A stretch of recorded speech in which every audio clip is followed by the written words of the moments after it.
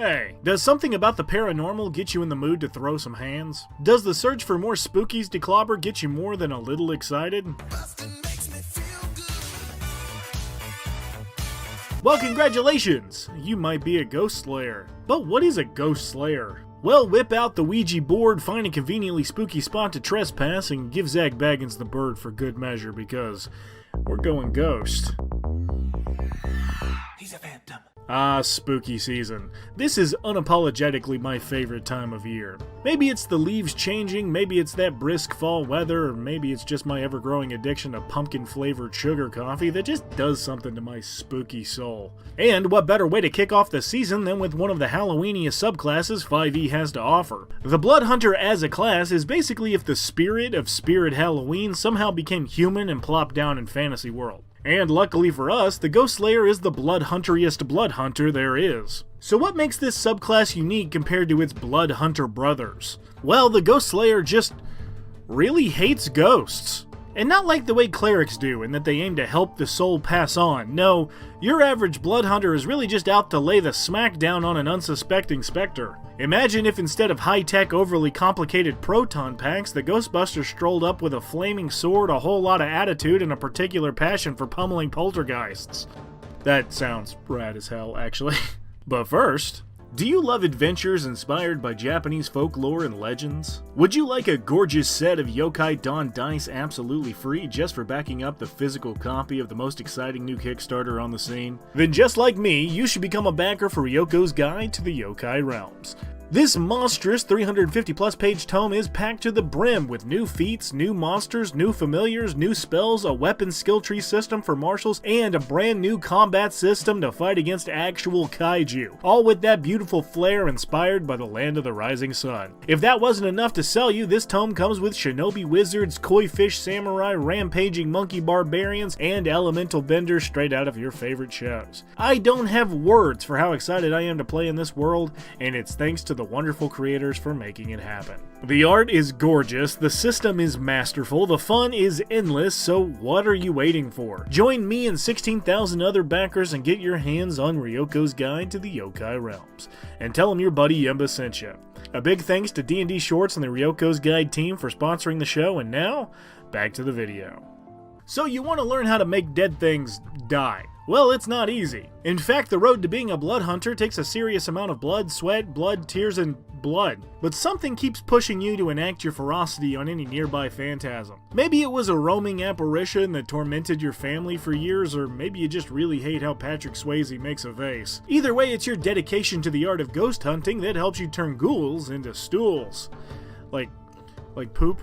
Okay, admittedly it's not my bad. Let's just move on. So to help you in your haunted hunt, you pick up the Hunter's Bane. Your Blood Hunter Order has helped you undergo a unique ritual that binds your blood to the darker corners of Faerun's underbelly. In doing so, you've changed enough to have a sixth sense for certain unwelcome presences. Now in making a survival check to track Fae, fiends, or undead, you have advantage on the search as well as the intelligence check to remember information about them. You also get a piece of that badass blood magic for some of the edgiest and definitely not cringe abilities 5e has to offer.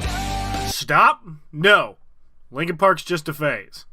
So we also get the Blood Maledict, giving you particular blood curses to force on your enemies. These remind me a lot of Warlock invocations, but less sugar daddy and more self-harmy. Unfortunately, I'm not going to go through a ton of them in this video because there's plenty to choose from and they're unique enough to fit any playstyle. And luckily, the Ghost Slayer is built so that most every playstyle will work with it, which I appreciate quite a bit. But for a quick rundown of some of my favorites, you've got the Blood Curse of the Eyeless, the Blood Curse of Binding, and the Blood Curse of the Marked for some fantastic all-arounders you can look into, gaining additional blood curses at 6th, 10th, 14th, and 18th levels. Second level is here, and we can't call ourselves Ghost Slayers if we never learn how to slay ghosts. So we'll pick up a fighting style to make that a bit easier. You can take your pick between archery, dueling, great weapon, and two-weapon fighting, and as I mentioned before, the beauty of the Ghost Slayer is that any of these make fantastic options. So whether you're up close in the ectoplasm or hunting from afar, the Ghost Slayer has you covered, especially when it comes to your Crimson Rite. This is the Blood Hunter's best and signature ability ability, letting you slice off a chunk of your hand meat and set your weapon ablaze, baby! Right now you can choose one damage type between fire, cold, or lightning, but your types known and amount of options increase as you level up. I've said it before, but this is probably my favorite ability in 5e. I like consequences and choices for my characters, and the idea of taking damage to deal damage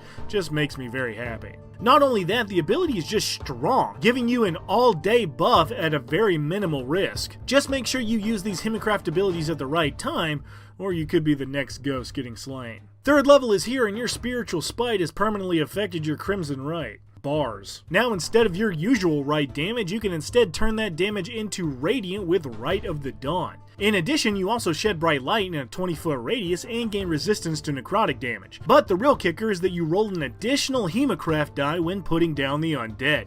Similar in concept to the Paladin using their smites, but you can keep yours going all day long, making you much more versatile on long adventuring days and an absolute nightmare for the guest list of the Monster Mash. You also become a Blood Curse Specialist, letting you manipulate your enemies whether or not they actually have blood. This gives you one additional use of your Blood Maledict and now actually works on the thing you hate, which is like in your name and everything. It'd be weird if you were bad at ghost hunting and still called yourself a ghost hunter, right? I mean, that'd be weird and stupid, huh? At 5th level, we get an extra attack, always cool, and our Hemocraft die bumps up to a d6. But at 6th level, we get another use of your Blood Maledict and our Brand of Castigation. When you hit a creature with your Crimson Right weapon, you can send them a little bit of that bad blood magic and sear a brand right into their skin. Perfect for hunters, as this brand always lets you know where the creature is located as long as they're on the same plane, and each time they deal damage to you or an ally within 5 feet, they take psychic damage equal to your Hemocraft modifier. Your brand is just on there too until you decide to get rid of it, use it on another creature, or it's dispelled with Dispel Magic. Just really ruining Casper's night out. But it's 7th level where we become the Casper? Yeah, not only do we get another option to our Crimson Right, somehow killing all those dead things has let us tap into their phantasmal form with Aether Walk. At the start of your turn, you can essentially go in ghost! Well, yeah, actually, to move through creatures and objects as though it were difficult terrain, as well as see straight into the ethereal plane. If those spooky bastards thought they could hide from you, they had another thing coming. This feature can be used once per short rest and lasts a number of rounds equal to your Hemocraft modifier. But if you end your turn inside of a wall or the Barbarian, you are shunted out and take 1d10 force damage. Now, can you use this ability to reach into the bad guy's chest and grab their heart like a Mortal Kombat finisher? Technically, no. But at my table? Fuck yeah, you can. 9th level gets us that Grim Psychometry, which I definitely know what that means, and I'm not confused by it at all, probably, but lets you essentially use some of that sweet voodoo blood magic to recall information on weird or sad things with a chance to have a vision on what may have happened there. It's a unique ability packed with more flavor than a Snickers, but relies a little too much on your DM having fleshed out every spooky circumstance to be really that useful. At 10th level, you undergo the Dark Augmentation, letting you juice up your own blood for some permanent buffs. This increases your movement speed by 5 feet and gives you a bonus to strength, dex, and con saves equal to your Hemocraft mod, because nothing hits better in a tight spot than a little bit of that gym candy.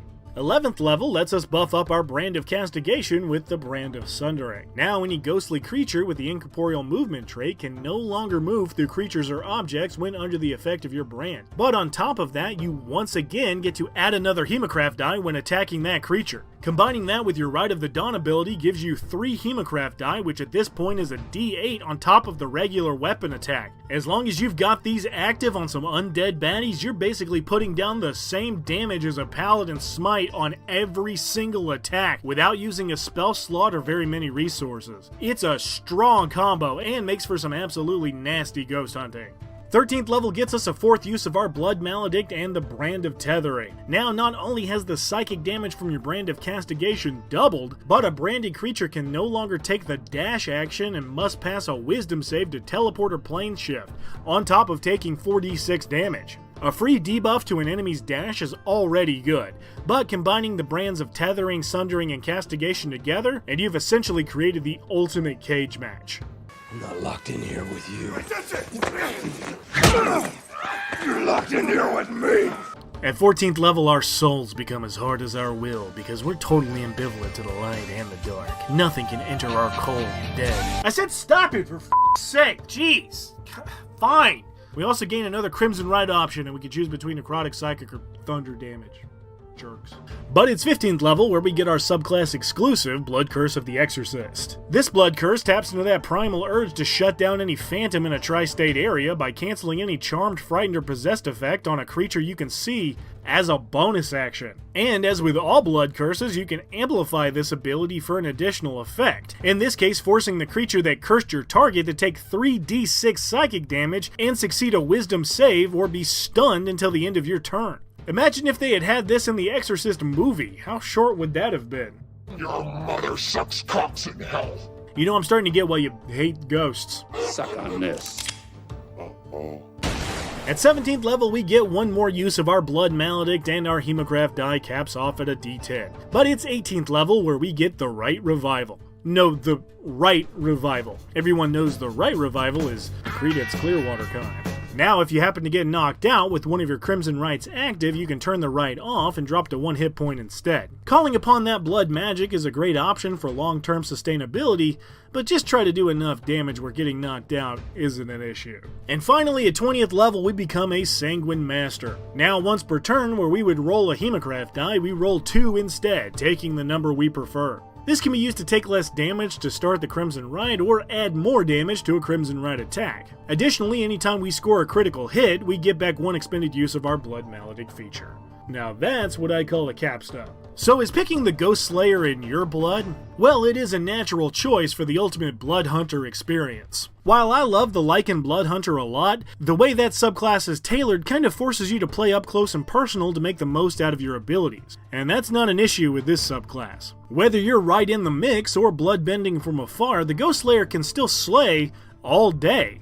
Adding in the additional Blood Maledict use, your Brand and Rite abilities, as well as your all-around versatility, makes for an incredible ability-based fighter that holds its own against 5e's main martial classes. Multiclassing is also a breeze, crossing well with rogues, barbarians, fighter, hell even rangers look good with a little bit of Blood Hunter flair. Can you imagine pairing this with a Totem Barbarian for never-ending bloodletting? Or dare I say, the Gloomstalker? I love this subclass and wish there were more like it in the regular 5e roster. I know the Blood Hunter is technically not an official class, but it outpaces so many in utility, flavor, and fun, it's just hard not to count it in anyway. This guy just rocks, man. Combine a little bit of The Witcher with a little bit of Bloodborne and just have fun with your big stupid hats. So, if your hatred for the undead literally makes your blood boil, your sheer presence can somehow make a ghost turn so white they look like they've seen a ghost, and you regularly make sport over dispatching those who've made their way back to the land of the living without an invite like an unhinged graveyard bouncer, guess what? You might be a Ghost Slayer.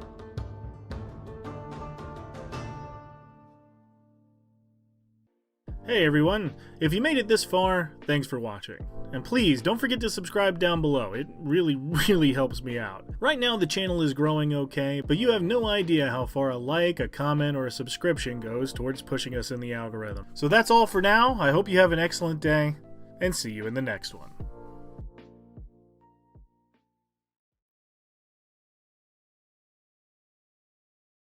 Hello, everybody. Welcome to another episode of the game. We're back. Yay. We're back. Everybody, we have a very special guest with us today. I assume you already recognize him, but just in case you don't, this is Luke Gygax, creator of the world Okarim. Did I pronounce that correctly? You did. Yep, absolutely. He is an army retiree. Thank you. And the son of Gary Gygax, which obviously everyone should know already. And if you don't, go to the interwebs because that has all the information you need. Yes. So and some you don't too. Some you don't. All of them are rumors, I'm sure. Mostly stuff we don't need, actually, but yeah, no, that's true. It's true. There's a lot of weird stuff out there. or cats. So if you're just joining us, we are a tabletop talk show and podcast brought to you by Dungeon Studios. We go beyond live play and dive deep into every topic from session zeros to campaign heroes. We stream live and interact with our chat every Monday evening. Well, I guess it depends where you're at. 7 p.m. Pacific, 10 p.m. Eastern, 2 p.m. New Zealand time on our Facebook page. So wait, all that aside, Amber, daylight savings. Our 2 p.m. time has shifted now to 3 p.m. Is it 3 p.m.? I was going to say it was 1 p.m. Yeah. I was totally wrong. I'm going to change this now. 3 p.m. Oh my Yeah, goodness. at least for the next 6 months or however long daylight savings goes. How do I? I'll It forget may and be I gone don't here like it. soon. It may be gone here soon. They're talking about it. It may be over in the United States. I It may think be I've like been- Pluto. And we used to be a planet, and now it's not. Right. That's right. That's right. All right. Now it's just a folks. TV station, right? That's right. Yeah, I watch it all the time. That's TV I station. forgot about that. All right, Luke. So I would say tell us about yourself, but I feel like the internet has told us everything. Yeah, it's an open-ended question. There's a lot to unpack there. So Well, no, wait. I'll stop. I'll go this way. When anybody comes on the game, we allow you to promote anything you need to promote first. So how about what do you have to promote? What do I have to promote? Well, on BackerKit, and I don't have the link handy, which I should. Jeez. You know what? By the time this goes, we'll have the link and we'll have it'll be in more the on there thing. for you. Don't worry about Due it. to the miracle of pre-recording and the internet, we'll have it. So the third installment of the Oculus of Senra Ba, the Fata Shintufi, we kickstarted that, and I've got my sample right here. Look at how nice and shiny that is. I know it's so shiny you can't see it, but it's amazing artwork. All three covers were done by the same guy, Michael Sirigo. So if you want to see them, they're great. Beautiful. Yeah, that's the second one, and then the first one. He just did an amazing job. He's a Greek artist, Michael Sirigos. So if you're looking for somebody, the art of Michael Sirigos, Syrigos. Very, very good guy, easy to work with. And I love the covers that he did for us. So. I saw on your Facebook page you had just finished reading your edits. Yes. And I snuck my logo in there and I'm like, that's the hardest part, man. Oh, I hate that part. Yep. Yeah, you got it. Looking great. You got to look through it and do that. So that's the big thing that's coming out. Other than that, coming up shortly in the works here at the end of this year in early 2024, there's a few things. The timing's not perfect yet, but I'm going to be releasing or kickstarting a diesel punk genre for everyday heroes called Strange and Grim. That's what it was. Yep, and that's with my co-author for these as well, Matt Everhart. He really loves that genre, and he's been working on this for 6 or 7 years. And he talked to me about it a few years ago, and I said, well, let's dig into it. And let's change it, or let's polish it up. Let's find a home for it. And instead of trying to create a whole new rule set, Everyday Heroes, the guys at Evil Genius Games, were kind enough to. We were their first third-party licensee, and we just got to, get it done. We were so far ahead of them. They were doing modern, guns and Escape from New York and Commando and things like that. These movie genres and Pacific Rim and things of that nature. They didn't have a magic system yet, so we kind of worked hand in glove with them and their designers to come up with a really cool magic system. And we're just kind of play testing that through and making sure it's ready. Can I ask a hopefully question? The end of the year. Yeah, sure. No questions. I don't take any questions. This magic system. I'm going to ask: Is it a Vancian magic system? It's not a Vancian magic system. So I love Vancian magic system. I think it creates much more a tactical play because you have to. You have to go into a planning phase, right? You have to go, okay, what is the scenario we're going into? What's the information that I have in front of me? What do I anticipate doing? I should probably take a step back. For those of you who are less familiar with the history of Dungeons and Dragons, when the game was first created, a magic user or cleric or any spellcaster would have to memorize what specific spells they were taking on the adventure. So you might have 3 first level spells. You couldn't just say, well, I've prepared these 5 spells and I'll use them how I want. Right. You have to say spell number 1 is magic missile. Spell number 2 is read magic. Spell number 3 is ventriloquism, whatever it was, right? Yeah. And you were stuck with it. That's it. That's what you had till the end of time. Yep. And if you wanted to change those spells, you would have to, in modern terms, take a long rest and then study 15 minutes for every level of spell that you were studying. So if you were 3 first level spells, that's 45 minutes of studying to trap the spell in your mind. Yeah. And that came from an author named Jack Vance. And I believe it was, oh geez, how am I forgetting this? Not Planet of Adventure. He did that. It's the It had the I'm thinking of it too. Oh my it's a God. collection of short stories. Had Kugel the Clever. How could I forget this, guys? This is terrible. Oh, no. Me too. I'm with you. The Dying Earth. Dying Earth. There you go. I think it came out of I believe it came out of Dying Earth. So You've saved yourself, sir. that was a tough one. So Vancian magic system, you had to go into a plan and be able to adapt spells. Right. Maybe you anticipated something that was coming, Right. and you're like, that didn't work the way I expected it to. I thought I was going to have to dig through something, so I took I took a dig spell, right? I thought I was going to have to dig through. It turned out where that wasn't useful. But could I dig out the ceiling above something and drop stalactites on someone's head, and then it would become like an area of effect weapon? Right. Could I do rock to mud and make it really soupy in front of me, and so this big giant bronze golem can't get to me and I can escape, right? So that would you had to be a little bit more creative with the spells that you were stuck with. So I think it made you be more use ingenuity. Right. But it's just a different style. Outside of the box thinking. Right. Right. But is one style better than the other? I would say no. Mhm. I would say it's Right. what your group of people enjoy playing, what brings you guys and girls, brings your group together is Mhm. what's important. As long as you're all having fun, Right. there's no Absolutely. wrong to play D&D, right? Right, Yeah. right. Absolutely. So going Very back true, to very that, true. so it is a Vancian style It's magic not. system. It's not. It's not. Sorry, It's not. that's It's It's okay. not. It is not. Yeah. It's not. That's Okay. That's old school. That's Got it's it. a little old school. So now there is an element of gamers who really enjoy that old school feel, and I think Kelsey Dion with Shadow Dark really showed that very, very well. I'm not sure if you're familiar with Shadow Dark, but she just had an amazingly successful. Yeah, we've been talking Kickstarter. about it on the great. show in the beginning. Yeah, it's amazing that the way they went back to old school, even the artwork, the black and white Yes. artwork, and then to make it, you can slide 5e characters right in and out of the game. It's just Wow.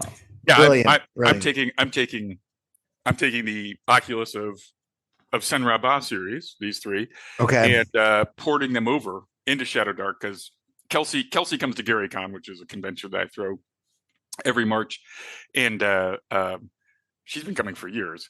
And so I knew her in passing that she had a massively successful Kickstarter. I was like, oh wow, congratulations! It's awesome. And I looked at Shadow Dark and I was like, this is actually really cool. And I thought, you know what? Honestly, my style of play that I grew up with is very close to a Shadow Dark, right? It's Right, much more in right. line with kind of the roots of where I came from. Right. And it feels more natural to me. So I'm looking forward to working that. I'm doing it with a gentleman named Sursa Victory, who she recommended as the best person who would be who is very familiar with it. So, and what a great person he is. That's Wonderful very to cool. work with. And Amber, that's what inspired me to write a basement full of arcane secrets for 5e was that whole Shadow Dark and Okay. making a really dark 5e adventure where you can go in Right. and you still might die. I really want to be able to do it, you know? Right. So look, I have another question. Did you growing up? Did you play D&D with your dad? Of course. Of course yeah. you did. What was that like? I mean, do you have any anecdotes or anything like that you can share, or any memories that? Well, sure. I mean, the first game I remember playing was it had to be an early version of the Village of Hamlet, which was a module T1, the Village of Hamlet, that was Right. the first in the series that took you to the Temple of Elemental Evil. Right. Matthew Colville talks about it a lot. Yeah, Matt Koval's a great guy. I really like Matt. He's a super nerd, by the way. Boy, does he have knowledge for days. That guy is like you might expect it from Matt Colville, right? I mean, that Right. guy, he seems like an encyclopedia. he does, and he is. But what a nice guy. I don't Yeah. know him very well, but he's just down in Santa Ana, and he was kind enough to invite me to his studio prior to COVID, and he came and he played some games with me, and I DM'd for him and stuff. Great guy, really nice. Love to. In fact, I need to call him and and bug him and be This like, is your reminder. let's get together and do something. Right. Really nice guy. I really enjoyed his company. But another guy who you wouldn't expect to be a super nerd, but has that level of like Matt Colville nerdness is Joe Manganiello. That dude is like a huge nerd. Yes. Yeah. Huge nerd. I mean, I'm I was certain of shocked. it. Yeah, I It was shocked. honestly blows my mind. I tell everybody all the time when it comes to Joe Manganiello, I follow him. I love the fact that he is a D&D nerd, and I feel like it ekes out of him. You can tell how much knowledge he has, but I actually follow him because of his dog. Oh, Bubble? Because we're dog people. So She's a demon though. She's a demon. I went up and was like, "Hey Joe," and I touched him on the shoulder, and she's like, "Ah!" Like trying to take Really? my hand off. Yeah. Oh no. but that's his baby. Yeah. I think she's a rescue, and so she may have had some maltreatment issue, yeah. in the past. So she loves Joe, but she's Yeah. he calls her his demon familiar. So yeah. That's great. Yeah. But no, he goes everywhere with her, and yeah, she's great. She's just very wary of other people. So you have to work your way into the good graces of Bubbles to get there. But back to your question. So the first game I played, I was probably 4, I think. I couldn't read, but I wanted to be there, right? I wanted to play. And so my dad let me be a man-at-arms. So back in the old school days, not everyone was like a superhero at first level. You were certainly better than an average person, right? You'd made it to that level of being first level, so you were an exception, but you were still very vulnerable, right? Mm-hmm. And the power, the starting points of characters was not as high as maybe today what we'd expect. If you're a magic user, you had that one spell that you rolled randomly for on some charts, and that was it. You had that one spell and maybe a dagger or some darts that you could throw, and 1 to 4 hit points. How different was this? Wow. It's like I played in the red. I played the red set. The red. I was living in Papua. Oh, basic D&D. Yeah, basic D&D. Yeah, and then so that was after that. So Man-at-Arms. Wait, Man-at-Arms was just something he made up. It's like you're going to be a Man-at-Arms. A man. No. That was like a cell sword, a mercenary. Okay, a mercenary. So they called those man-at-arms. So you were a man-at-arms. That's kind of an old term, like it's a medieval term. You're someone's man-at-arms. You were probably a hired gun, a gunslinger in the Wild West. But it was like class, is what you're saying. It was like a character. What? No, it was basically a zero level fighter that you would bring with you to be like a meat shield when you went into the dungeon, right? Yeah. So dungeon was a dangerous place. More people rolling, more dice rolling to hit things is better, right? Right. So I was a man-at-arms, and they just thought I was a regular man-at-arms. But my dad told me, no. You're really a ranger, and you work for the druid in the woods. You're watching these guys to make sure they're not evil and trying to develop the moat house back into a forest where evil would be. So you got to just like watch out and don't trust him too much or whatever. And of course, that character, I ended up playing him all through. Well, I played him in spurts because as a kid, we'd start playing probably after dinner, which might be 6:30 or 7.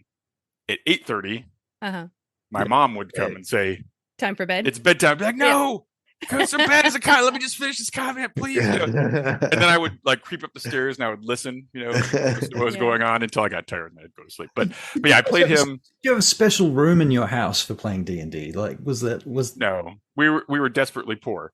My dad was a shoe repairman. So he cobbled shoes in the basement of our tiny rented home. There was 7 of us in the family. I have 5 brothers and sisters. Wow. And it was a little tiny place. I don't know how we all fit in there. I read somewhere that you guys all know the smell of Rizzo from like printing stuff in the house. Is that true too? Well, we would the stuff would be printed by a small printing company in the area, and then the component parts would be sent because it's more expensive to put them together.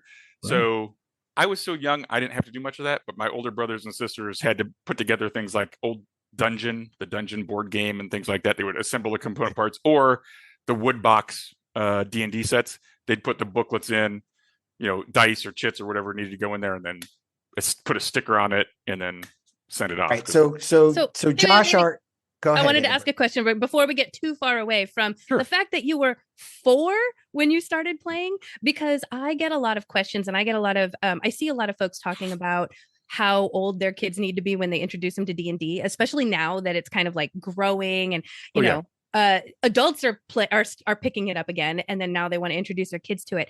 And I'm finding that most people nowadays are waiting until their kids are like 11, 12, like in their teens. And I introduced my son to it when he was 8, but even then I feel like we could have started sooner. And so I'm curious, because you started at 4, did you do the same thing with your kids? Did you start that young and you modify I did. it, or I did. So Miriam is my eldest daughter here in the house. She's 16. And probably when she was 4 or 5, I started her playing board games. But we would also, she liked to play with, a Spider-Man doll or a Transformer doll, whatever it was. Mhm. So I would get those out on occasion and throw some pillows off the couch or whatever it was, and then say, okay, and we'd move one around here or teddy bear, whatever, it doesn't matter, right? Right. Something, and then just take some dice and be like, okay, what is your action figure or teddy bear? What are their powers? Oh, I can shoot laser eyes. Great. Okay, cool. That's so amazing. On a 5 or a 6, you hit there, and then my guy can do, like stomps the ground and make a earthquake. You just whatever. You make some stuff up, make a few rules, and shake the dice and have some fun. So, Right. but I did that on occasion. Not as much as I wanted to. I was busy. I was in the Army, so I was gone a lot. But she certainly played. Heck, even if it was Hi Ho Cheerio or something like that, we played games, right? Yeah. We played games. I taught her a game called Stone Age before she could read the cards, and I would That's just read them amazing. for her. And my wife got pretty mad at me because I wouldn't let her win. I made her follow the rules, and so she would get upset and she would cry. But guess what? You're a Now mean I was a bad dad, but she beats me. She beats me in like 4 out of 5 games or more. Yeah. She is really good at gaming. She can crush me in just about every single game. So she's Wow. I very love that. Yeah. No, All right, wait, she's- back to being a kid. Now, Yeah. there's a story that your sister named the game. Mhm. That was Cindy, my youngest, right? the Now- youngest of the girls. So that is true, but were there other names kicked around the house that people were talking about that like Yeah, I don't remember what they were. But Yeah, okay. my dad made a list with 4 or 5 names on this column, 4 or 5 names on this column, and it was kind of Okay. like mix and match, right? And basically, I think was it Fritz Leiber and Gardner Fox, one of those guys, coined the term sword and sorcery for these like pulpy, right. books, right? So my dad was a huge fan of those guys, so he thought sword and sorcery. He wanted that alliteration, I believe, was the term. So, yeah, you know, it he makes was- sense. It does make sense. Yeah, they were Right, all so doing then- that in that time period. Right. And so Dungeons and Dragons kind of Yeah. that's the one my sister said, that one sounds the best. What the other ones were, I couldn't tell you. Okay. They're just dealing them out. Wow. Yeah. And she's 4 years older than me. So that she was 8. So Yeah. where were you when your dad published this book? Role-playing mastery. Gosh, that was the mid 80s, I think. That was about 84 or something. 86, Something I think. I think it's 86. Okay. So I was Well, don't forget, he was at the beginning of the publishing, Russell. You were at the end of it. Oh, yeah, it was so it was probably 85. probably that time. So Yeah. that was actually really that was a really tumultuous time. He lost his company in 1985. Mhm. There was a lot going on. So that's it. We could talk about that. Well, I was For still with you, Dad, hours. because I have this. Oh yeah, I've got that right over You know there. I've this? got like I love this three book. copies of them. Yeah, We, it we was need- great. What a we need wonderful game that VTT. was. It was a great game. Do we need a VTT for playing this on nowadays? That's the thing. 100%. It would be so much easier. So my dad took a lot of flack from people saying Dungeons and Dragons isn't realistic enough. And he's like, or it isn't complex enough. He's like, well, yeah, it's we're summarizing a lot of things to get to the adventure portion of it, as opposed to going second by second in what would really Mhm. happen. And guess what? I hate to tell you, but if you got hit with a battle axe or something like that, Yeah. actually, you're probably not feeling real good. You're probably not running around doing a whole lot of Right, stuff. And right. You're not, it's not gonna. This is a bad day. You're having a bad day. You may not survive. You Right. get some infection in there, and you're going to be toast. So we're talking about throwing fireballs and spells, and there's elves and dwarves and stuff like that. So realism, kind of takes a back seat to that, right? That's Right. that's not what we're It's looking Like, where do you But- draw the line, right? right, but I mean, obviously you can see the war game and historical war game roots of Right. Dungeons and Dragons in things like weapon speed factor, right? So if I'm using a halberd and you're using a short sword, I have a much greater, it's like I'm much slower with this halberd as I bring it around, and you could Right. factor into initiative hey, my weapon speed factor is much, much more. I can close the distance and attack you first. And in AD&D, it used to do that. You used to get modifiers to your initiative, didn't you? Absolutely, you could if you wanted to. He never used those, by the way. He just put that in for the historic for the guys who wanted folks. that. Right. Yeah, he was like, no, he was just roll a 6-sider, 1, 2. Right. You're surprised in the beginning, right? Like 1 or 2, you're slightly surprised or totally surprised. 4, 5, 6, you're fine. Now, if you're a ranger or something like that, I think you rolled an 8-sider and so you had less of a chance, right? So certain things like that, but it wasn't as complex.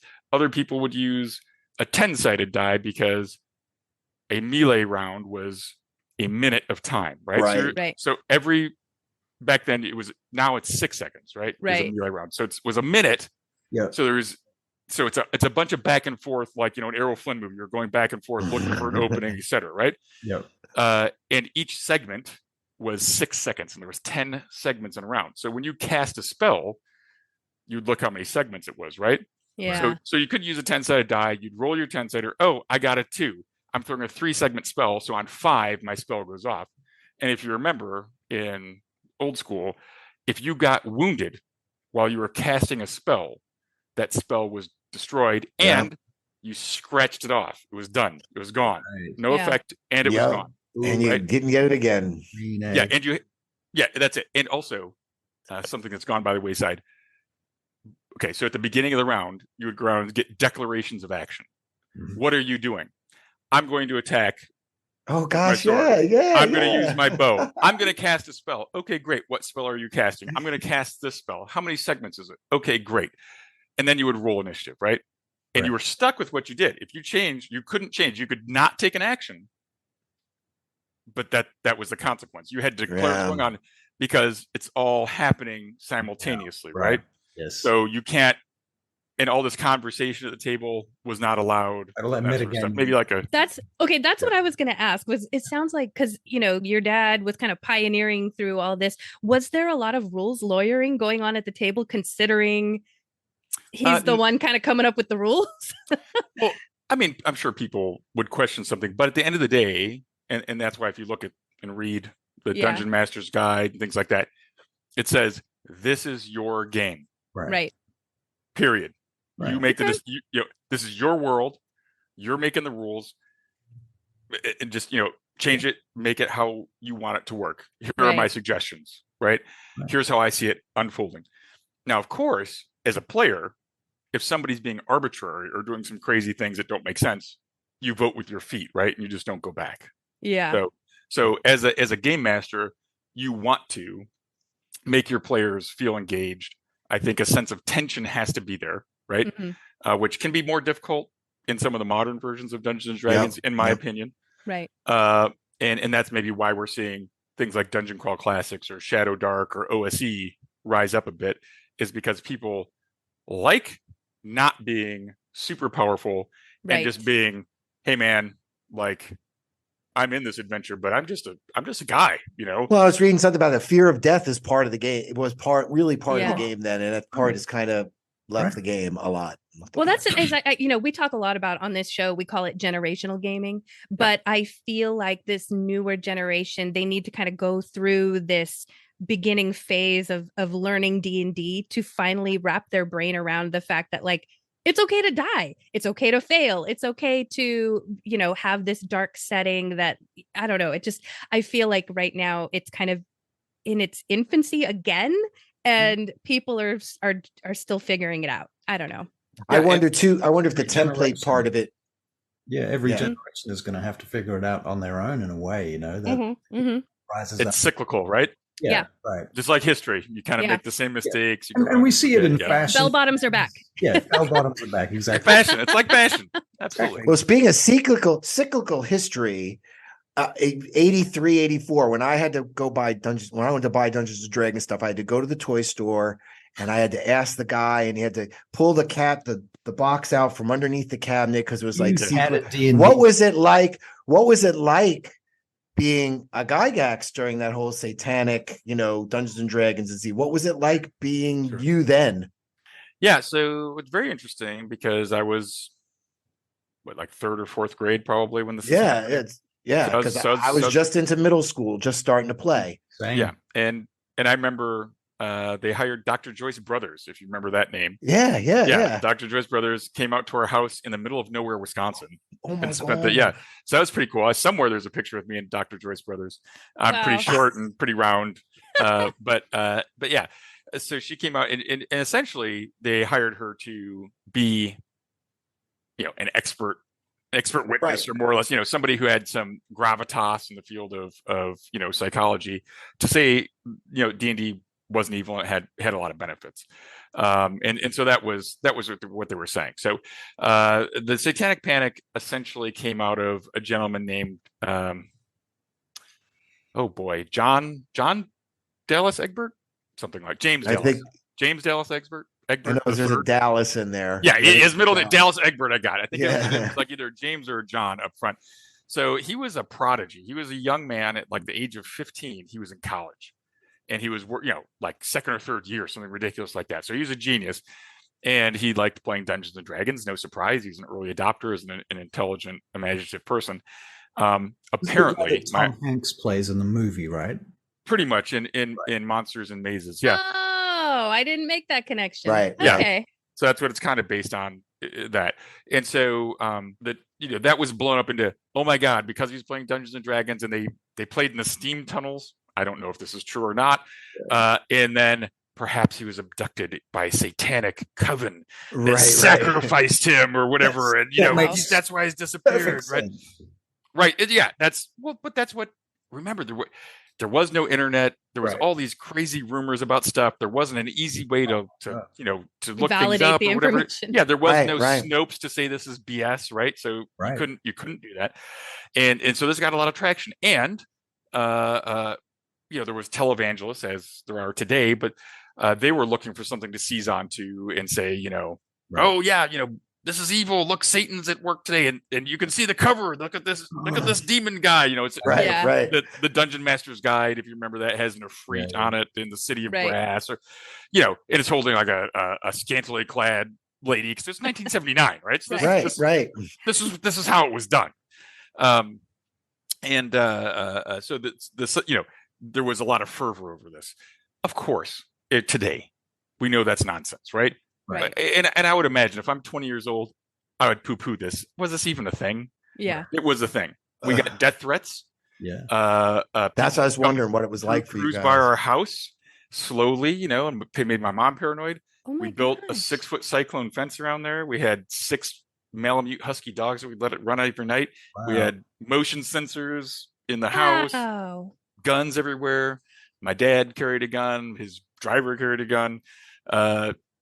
He bought a flak vest, bulletproof vest. Because it's really crazy what happens. Black Sabbath got accused by Satanists. So Satanists were like putting curses on them too. So it was like the good guys and the bad guys were all after them at the same time. Like it's nuts. Like it's crazy. It was very strange, and it felt real, and it was very anxiety producing. But from a business standpoint, it was great because it gave just everybody was talking about it. Right. And this is a game that sure, it appeals. I like it as an adult. I think everybody can enjoy it, but it really seems to be magical. I was gonna say that was kind of like the first crazy media thing that became a commercial thing. That's like common now to create a media buzz like that. But that was insane. I'm so sorry you had to live through that, and your family had to go through that. Yeah. Please take it. I take it. How long was it like that before you finally felt safe to like remove the cyclone fence? And we never did. I mean, we moved to a different house later. Okay. But I mean, it was for a couple of years, for sure. Okay. And there's always crazies out there. It's, I mean, gosh, if you talk to gamers of, in my age range, how many of them had their collections taken and thrown in the dump because their parents thought they were saving. Right. Yeah. This is an evil influence. Yeah. Russell, baby, Russell. Yeah, no, I grew up like that. My mom would not let me watch Scooby-Doo, which I could not fathom because they weren't even really monsters. They were people. And the irony. There's a irony that it came out just like Scooby-Doo. I don't They- get it. They had some great makeup people in those Scooby-Doo cartoons because they would pull the mask off and you'd see, oh, it's Old Man Withers. And it just How the comes heck is off that? altogether. Yeah, it's like he was like a, this whatever How's that? shambling mound or something. Right. Right. Yeah, they had some Oh my great special gosh. effects. But That's crazy. yeah, no, it was nuts. And of course, yeah, I mean, other people saw through it. It just depends. There was a wide array, but it was a great publicity. It helped explode sales, and what's better to a teenage kid oh yeah. than doing the forbidden, right? Oh yeah. And what was this dangerous thing that they were doing? Right. Reading books And their friends. And doing some Collaborating. math. Let's Yeah. measure. Let's Right. pile dice. Let's figure out some puzzles. Learning while we're some staying at home, Teamwork drinking soda and eating skills. chips. Yeah, and let's so That's so work on our Educating storytelling themselves, and creative history. abilities. Right. What's funny is even today, depending on who I'm talking to, I can tell just by their age range that I might get that type of reaction even today because Yeah. it's never been corrected in their mind. Right. And I have to go through the history of everything and explain. It's so wild. Well, what's even more ironic is that we were Jehovah's Witnesses, which is sort of a niche branch of Protestant Christianity. So that's what I was raised as, and my dad was in the congregation as well as my mom and our whole family. So we'd go to worship for like at least 2 hours on Sunday. We'd go on door to door. We'd do Bible studies. So we're very, Wow. very religious. Right. And for them to say that, and of course, the Jehovah's Witnesses still think it's from the devil. Yeah. So I don't know what to tell you. So It's crazy. all right. It's It's nuts. Russell, I know you have some more questions. Oh, I know I've you got do. thousands. Go for one of yours. Go ahead. Go. I'm so ingrained in listening now. So okay. Well, While you're looking for one, I want to Okay. say thank you, Luke. I was watching Professor Dungeon Master, and he was talking about that game that the license went back to the old company that originally had your dad's game license, and he mentions you specifically stepping up for the trust and making sure everything sort of gets in the right place. So thank you for Yes. doing that. Yeah, that's a crazy story. That's a crazy story. Yeah. And I'll give you the highlights. I mean, Okay. there's it's very once over the world, and so my mom and dad divorced in about 1983. They separated. It took a long time for the divorce to go through. It's the whole rags to riches stuff, and it's right. It was crazy times. My mom and dad knew each other since they were like 8 years old, right? My dad was always a black sheep. We were desperately poor before he created Dungeons and Dragons. Hand-me-down clothes, food stamps. My mom would garden for subsistence. We were dirt poor. Wow. And then my dad became quite famous and made a fair amount of money at the time.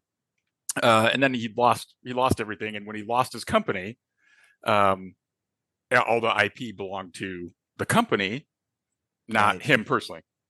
A lot of reasons. I think if you want a good synopsis of it that's on Audible and an easy read, there's a book called Empire of Imagination by my friend Michael Whitwer that will catch you up very rapidly to it.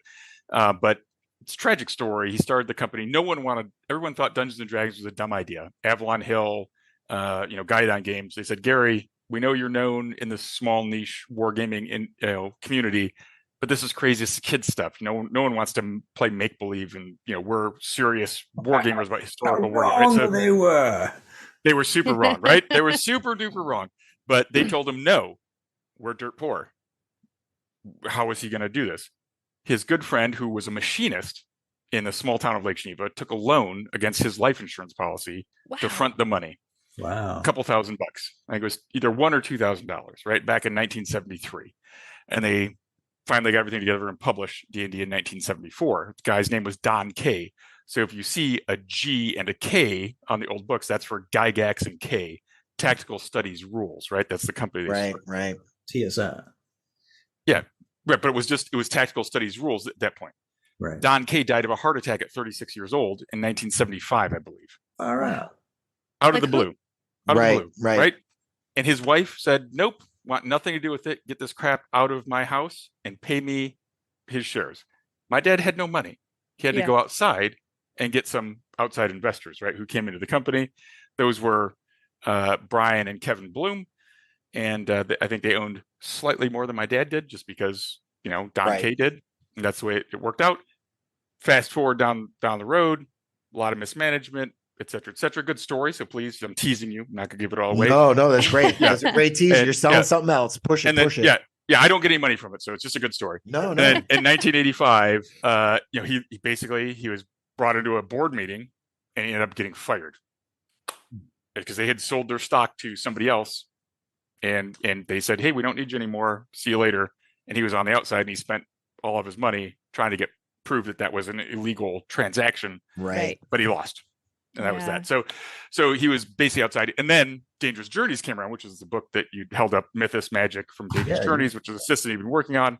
The first series that we developed, by the way, was Unhallowed. It was basically a Call of Cthulhu or horror genre, but he knew that horror was less popular than fantasy. So Mythos was the first one being published by Game Designers Workshop, the second biggest group at the time, right?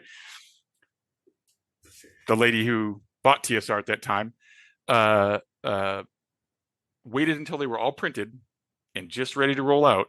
And then she filed a lawsuit saying, "You thought of that while you were working at TSR, so therefore all of it belongs to us." Oh, All of GDW's Goodness. money By was that- tied up in print. By that Right, so they have rationale, you warehouses also full of own my stuff. shit as well, since I while I was working. So they bankrupted Game Designers Workshop, and my dad had to settle and sell them the rights to that, and it belongs to Hasbro now and is buried and will never be seen, right? So it's a tragic story. My dad has a horrible, tragic story. yeah.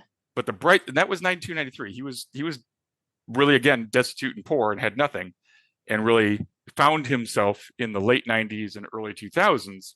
And I think we got to this because you talked about Troll Lord Games and Castle. Right. So, and Castle Zagging, which is very similar to his home campaign, Castle Greyhawk, which was never published. But Right. So essentially, he recovered from that. He made friends with Steve Chenault and some other people that he was publishing, and they thought, "Hey, Gary, why don't we create this system what's a system that you're happy publishing in? 3rd edition D&D." My dad didn't care for that. He didn't feel comfortable with that. So they made up a game called Castles and Crusades, which has a lot of flavor of Advanced Dungeons and Dragons. However, it has something called a siege engine system where you do like difficulty ratings and make rolls against a difficulty rating, kind of similar to this game called 5th edition, right? But it preceded it by a lot of years. Okay. Yeah. So my dad helped them write Castles and Crusades and came up with the siege engine system with them, which then Mike Merles, borrowed from, which is, I mean, that's what we do, right? Mike Merles is a friend of mine. I love Mike Merles. Great guy, super nice guy. Love him. It comes to Gary Con, huge supporter, huge friend. But I think if he didn't, he came up with the same idea. But it seems like they may have been informed or influenced or inspired by the siege engine system. So when my father passed away, he'd remarried, and his widow said, "There's no will, or the will leaves me everything. Sorry, guys, there's nothing for any of you, and all of his IP belongs to me." She started making some deals with a guy, a producer in Hollywood, a very famous guy who did X-Men and Transformers and a few things like that. A guy named Tom DeSanto, who's also a real gentleman. He talked to me because he wanted the whole family to be united in this. And it turns out, a few years down the road, there was a will, and he discovered it, and he shared that with me. And what she was saying was not actually the case. So it took me 3.5 years of litigation and a lot of money to get the probate opened up. And I'm very happy to say that the judge agreed with what we'd said and said, "Hey, we believe this will is valid." The judge agreed with us. And so at this point, the estate of E. Gary Gygax owns all of his IP and those sorts of things. And his inheritors are all of my brothers and sisters. And so, just waiting for that to kind of fold out. That was in April this year, and it takes a little while to have all those things fold. But since the IP is in the estate, there's a lawyer who's managing the estate at this point. A nice guy that very good to work with, and That's what's my good man. Next question. You got someone good? That's the Yeah, most no, important he's thing that Yeah. I want great to know who it neutral guy. is. Cool. Yeah, Good. no, Good. but- Good. but yes, Steve Cook Good, is the good. guy's name. Very, very good guy, and he wants to do what's right for the estate, which is bring out some things and make money for the estate to take care of bills and obligations that are for the estate. And what's due to the estate, just like all these other Yeah. people that get sort of squashed, creators Yeah. of things. No, Yeah. absolutely. It's so common, unfortunately, that Yeah. creative people are not oftentimes, well, they don't expect their creation to explode, right? Right. And so you haven't prepared for that eventuality. Everyone was telling him this isn't going to work. My dad thought it would sell 10,000 copies. He's like, this is going to be huge. 10,000 copies. It sold a couple more than that. 10 million copies. Yeah. Well, yeah, it sold a lot, right? And it was like $500 million or whatever in D&D last year. So that's great. Again, my family sees none of that. Yeah, I know. That's That's the breaks. But I have a wonderful legacy, which I'm very proud of. But yeah, the money part, unfortunately, is not ours. But yeah, so the great news is my dad, prior to his passing, he told me, "Hey, I have Castle Zagig, all of my stuff. I have these things that I want done." And he said, do your best to help and get these things out. And of course, I was like a captain in the army. I was in the middle of my career. So it was a little harder for me to do that. But I said, yes, I remember that, Dad. And so I feel very good. And you get to close the circle. Get to close that circle. Exactly. And so it's been 15 years. He's been gone 15 years. And so, but I get to reach out and I'm friends with, these people. Jeff Tellanian was the guy that he knew he was dying, right? He knew he wasn't going to be there for it. So he basically fed a guy named, Jeff Tellanian. He was just a young man at that time. And my dad recognized his talent. And he said, hey, you should be the lead here. I'm going to give you my overall picture, right? So Jeff Tellanian is in charge of Northwind Adventures. That's his company. And he makes Hyperborea, which is a retro clone game. Very good. And so, he's got his own thing going now. But fortunately, Troll Lord Games still had, they blew the dust off of all these old files. Right. And probably had to how do we update this, Word document from 2004 or whatever it is to today. But they were able to do that and dig it out of their archives. And so we had saw old TRSR 80. Right. Yeah. In the back room. Yeah. Got that. Something from the Tandy Corporation. We'll fire that up. Yeah. So that's where they came from. So that's the very beginning, republishing some of the stuff that exists. But the goal is to go ahead and complete the entirety of Castle Zagig, which I think is over 17 levels. So it's a mega dungeon, right? Wow. With story around it, with the city of Igsburg, which is not Greyhawk. It's not the city of Greyhawk, but Igsburg, right? And with all of its characters and everything like that, flesh it out. And of course, we want to make it color, right, do the whole thing, make it fit 5e, etc., and flesh it fully out as it deserves. So that's coming over the next 2024. Yes, they could do a version forever. They could do a 1e, they could do a 2e. They could do it. They collect them all. They collect them all. Make them Shadow all. Dark. Make them all. Great for that. Exactly. Yeah. OSE. Why not? Look at your shelf. You'd have to put a whole nother shelf in the back. Exactly. I got another bookcase. Yeah, I see an open spot right over there. I think you can put a shelf right there. Oh, man. I know Josh is asking for a viewer question, and I don't have any. Amber, do you have any viewer questions? No, I don't. That's why I was waiting to see if there was going to be a question from a viewer. Not that we're live, but we had some questions prior. I can ask you. Mike's question. Mike's question's in our rapid fire round. Whenever you're ready, I have the rapid fire round ready for Luke. Okay. Well, I think we have a few more minutes for some other things. But I was waiting for Russell. Had some good real D&D questions. He's our pro DM. Are there any unique house rules that you remember from playing D&D at home? I mean, you kind of touched on that earlier, I guess, but I'm suppose I'm looking for something that's really specific. That every time you have a drink, you got to stick your pinky up, that kind of a thing. Right. I don't think so, but yeah.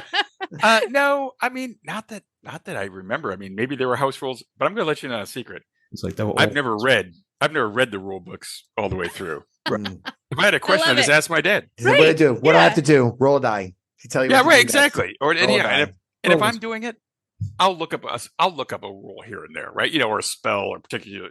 Let me see that. For the most part, I just make it up, right? What Right. flows. Yeah. See, this is why I brought up the rules lawyering earlier, though, because I feel like that there's so much of that going on now. And I feel like we can take it from the source that it doesn't have to be that way. Like it just let it flow and whatever works, and figure that out in the game and then move on. Like don't argue about it. You wouldn't place the rules up there as it's sort of like a crutch in many ways. You know, you're telling a story. Yeah. You are. You're telling a story and you're collaborating with the people. But the DM or GM or whatever in the game has invested a bit more, right? And they're more informed than each player. So the players need to be able to take cues from the GM and not be disruptive of it, right? Again, if your GM is bad and they're changing stuff willy-nilly and it doesn't feel connected and you feel like you've been mistreated, then you vote with your feet, right? Or you take it to him or her at another time. Have a communication, Hey, right. Hey, I noticed this. Was that on purpose? Did you forget? What is it? Because it feels wrong to me, or it's making me feel like I can't count on things, or things are not, there's not rules for the world. And I think that's important. If you're going to suspend disbelief, there needs to be a coherent way the world functions. Right. I think that also falls in line with generational gaming too, because I see so many people asking about, I have this issue with my DM or my party. What do I do? And it's like, okay, I have seen so many people respond that you need to communicate. And that seems to be such a hard thing that I think, again, new generation gamers are having to learn the skill to communicate with people. So each other on their phones and right. Yeah. I get it. I can be conflict avoidant. I don't necessarily like conflict. However, face-to-face skills are something we have a lot more of it if you're 30 and up probably. Right. Whereas I know my daughter, who's 16, my wife asked her, hey, call and confirm this place is open for whatever they wanted to do on, I think it was like medical procedure of some kind, on Saturday. Make sure it's open. So she went in her room and she came out and said, yep, they're open. She checked the website. They were open for some other things, but not what they needed, right? Yeah. So they drove like 45 minutes there. Yep. Wasted the time. Yeah. And my wife was like ready to strangle her because I said, call and talk to somebody. Right. But they didn't want to do that. They're like, oh, that's like old school, right? Yeah. And it is very easy, to look everything up on your phone, to use D&D. I actually really do like D&D Beyond though. So I have to say it's so easy. It makes life okay. So It does make life easy, but I think the part I was saying before, that part of the math of it, you were talking about, the turns and the segments, and that part of it is taken out, and that it automatically happens for them a lot. So that's a big difference. Yeah. That's true. It just becomes magic at the end of it, right? It's like you don't understand the mechanics behind the scenes. Yeah. When that template is in front of you for the character sheet. Just like if you crack it open to page 70 is, at 75 or 76 in the old DMG that has the hit charts in there or whatever, you can kind of figure out THAC0, right? Right. Somebody's looked at that chart and said, oh, there's a pattern to it. That's THAC0. Yeah. Right? 2 hit armor class 0. Sorry, I'm really... No, it's we were talking about THAC0 like a couple episodes ago, maybe. It just came up recently. That's so funny. You always end up back there somehow. Yeah. So there's a pattern there, and I understand, gameplay changes because what you're doing over and over again. Because we log hundreds of hours gaming, right? So do you want to do the same stuff over and over again? Well, no, you want something different. So let's do more role play. Let's think of this stuff. But in the beginning, it was new.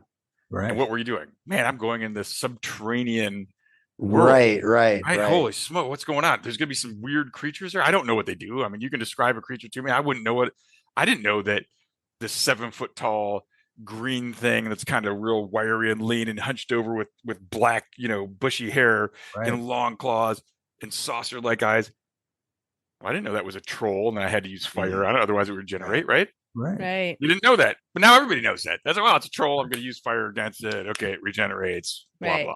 Right. So now you just got to. We talked about this recently too. Yeah, you just got to change it up a bit so that folks aren't keen to what's coming to them. The sense of wonderment, the tension, right? All that has to be there. So back in the old days, what was cool is you didn't have a whole lot of the beginning, player, interactions with NPCs and that sort of stuff, and the storytelling, and you didn't worry about how the red dragon got in the dungeon, right? Right. You know, it Right. was there. You're gonna kill it. That's why. And why do they have That's treasure? Because that's like you don't care about the origin story. I just want to. right, it's the thing, right? And then you're gonna go out and like, boohoo, you got treasure, and you're gonna like, you know, train up and make a castle or whatever. And, You get know, XP that for sort of thing. treasure too back then. You did, which is important. Really? Yes. Yeah, we were Oh, talking okay. about that last. We talked about that last. I don't time. remember. I'm sorry. that was it. That's why it mattered who got the treasure, and that's That's why right. in the old days, how we would do it is for every level you had, you rolled a percentile die. You rolled a percentile dice, right? Uh-huh. And then it would go in rank order. Who got that? So if I'm a 10th level character, I'd roll the percentile dice 10 times, take my top score. If you're 5th level, you'd roll your percentile dice 5 times, take your top score, and that would rank the order of who gets to pick. And you would have a Oh, group where not okay. everybody was the Choose. same level either. You know, these days everyone's Right. usually the same level, especially with Mhm. custom leveling and so on. But yeah, Yeah, but what a great way to level up. Like if you got killed and Right. you bring in a 1st level character with like a 6th or 7th level group, you have to hide in the middle and hope you don't get crushed. That's right. That's right. You go on an adventure, and next thing you know, you're 2nd level, 1 point away from 3rd, Right. right? Yeah. oh, there's a Because you couldn't. there's a goblin baby. You can go and kill them for us. Oh, there's a Right? rat. Yeah. Oh, yeah. Right. Yeah. They might let you out. It's like you're the apprentice. You get to do some stuff. Duh. But part of the game in the old days was mapping, right? No one Right. maps anymore. Right. Yeah. But why did you map? Well, What was the purpose? It was a puzzle. It was a Right. puzzle. Right. You were looking for Getting there's a out of that. space. Well, that, and Getting also in and out. there's a space over here. Mm-hmm. secret. Is that a room or is it just The rock? edge of the page. Yeah. Right? It's Right, like with the edge Legend of of the page. Zelda. That's what it is. Yeah. There Yeah. was that one Is there- wall you could push against, and yeah. Right. Is there something? And of course, yes, you said getting out of there is important because Yeah. Greyhawk had teleporters, sloping passages, one-way doors, right, and all that stuff. So no one cares that a dwarf could detect sloping passages, right? Right. No one thinks about bringing marbles into the dungeon to set on the floor to see if they roll down the hallway anymore. No one does that stuff. Everyone just draws them. Oh wait, I still do. Don't You go still do there. that? Okay. Oh, we still do a lot of that stuff in our. Okay. All this. Yeah, I mean, I Good brought up, world. Vision I brought up the everywhere. rolling Everybody's ball got- last Everybody's got week. dark I brought up vision. that rolling ball.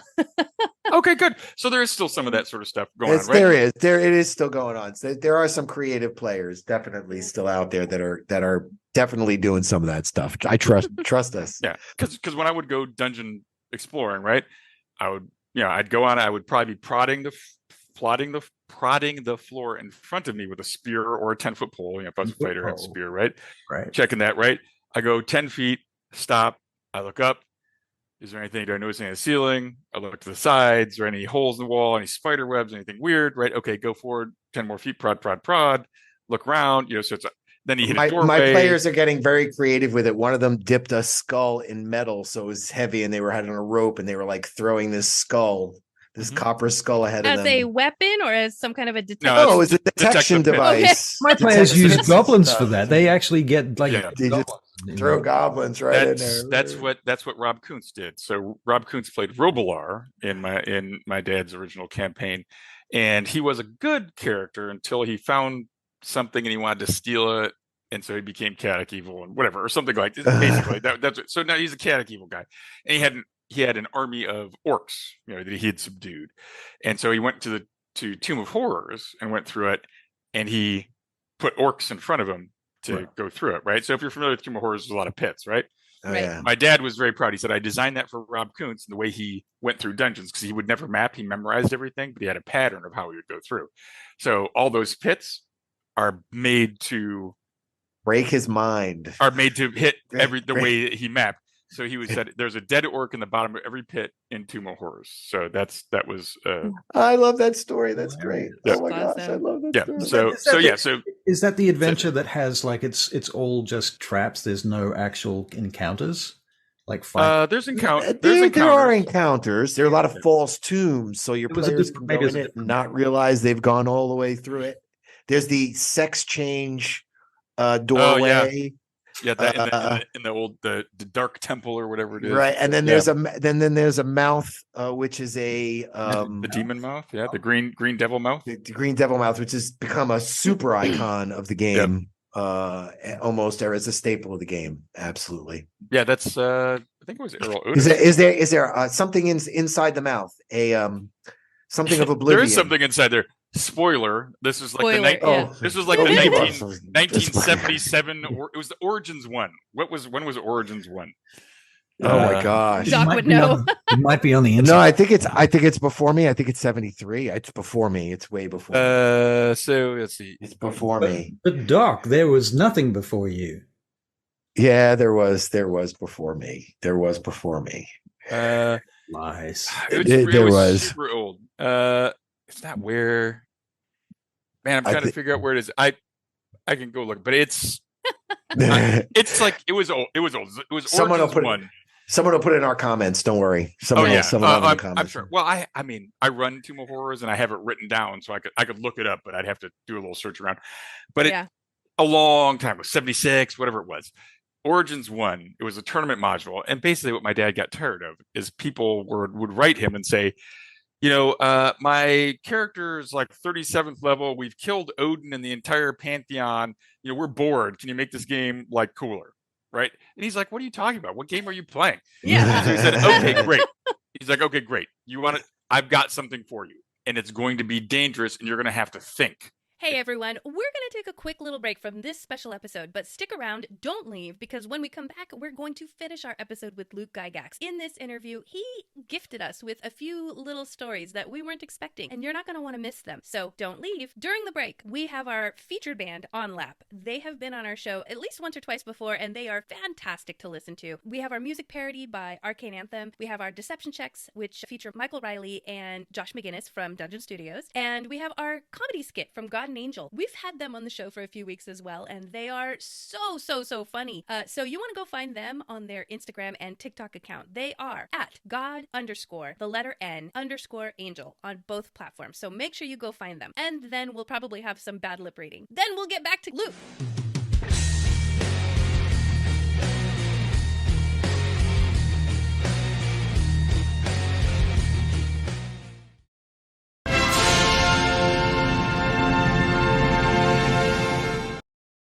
Peter, before you even start, I gotta say, I love the look of this thing. I knew you would. And I do not love the look of this thing. Yeah, I knew that too because you're a coward. What? I said in this whole thing that we do, you're quite powerful. You are. Really? Yeah, no. So anyway, yeah, this thing, I like it. It's got a lot of teeth.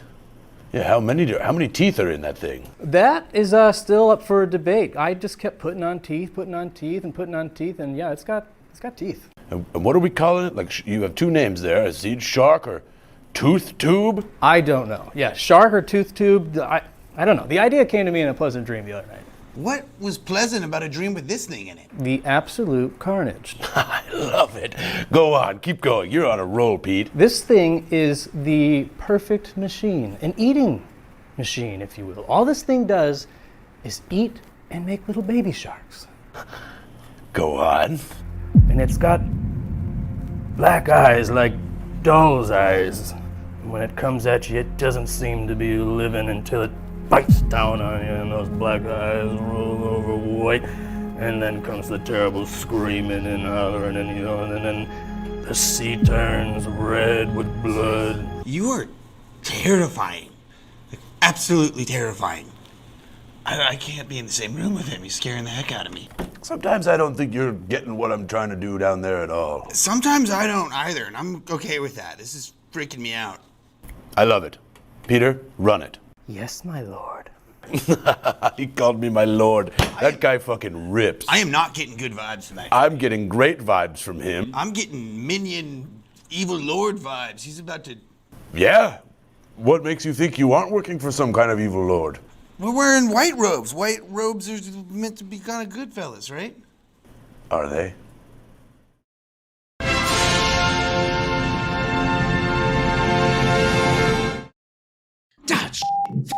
Why are you always making me climb in the smallest of places? Well, Jerry, this is the best way to get to the podcast that we need to steal this week. It's always like we do every week on Mondays. Mondays, every Monday. Yeah, religiously. Sometimes I wish we could just walk through the door, but yeah.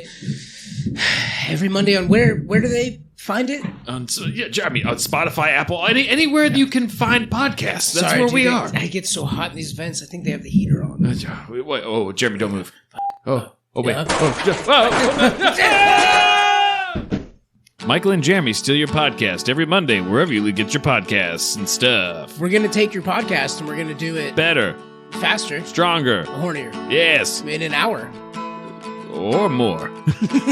Sometimes.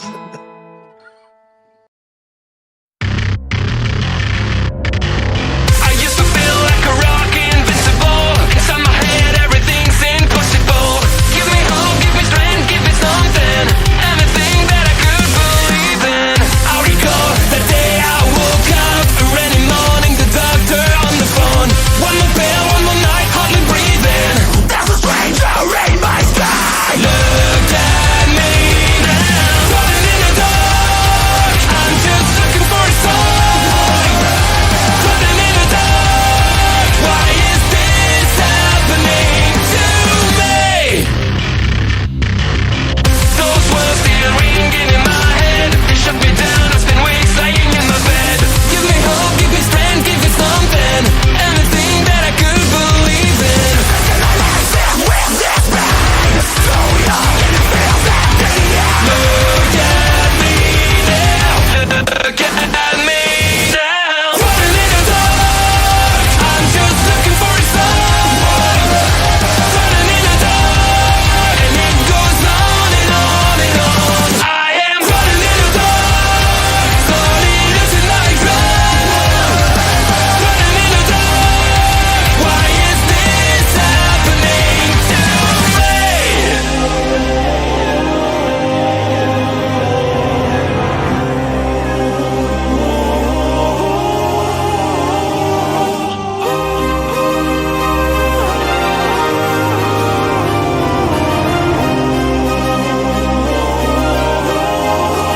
I used to feel like a rock, invincible.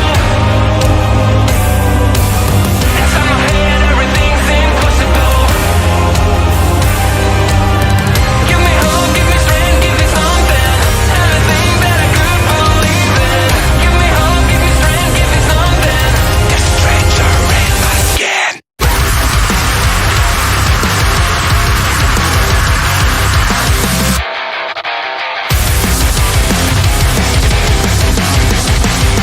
Running in the dark. I'm just looking for a song.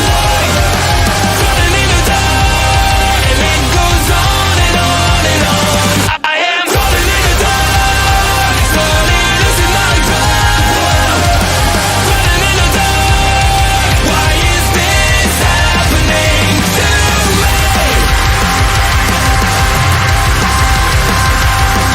me? There's a stranger in my sky.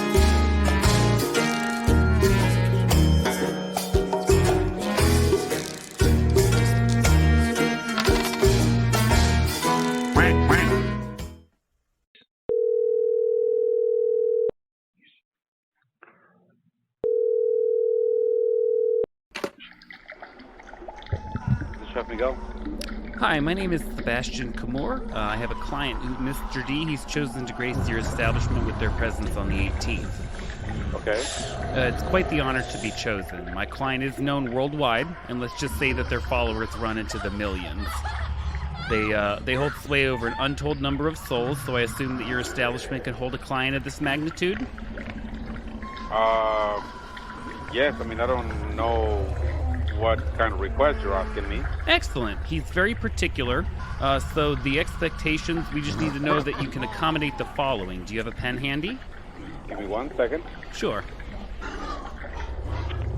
Okay. Do you sanitize your establishment? The entire establishment? I can't do that. We do require that the door handles specifically be thoroughly sanitized before we arrive. The handle? The door handles, yes. Okay. Also, we do require that the heat be set to 85 degrees 36 minutes before they arrive. Will there be small children at the establishment? Most likely.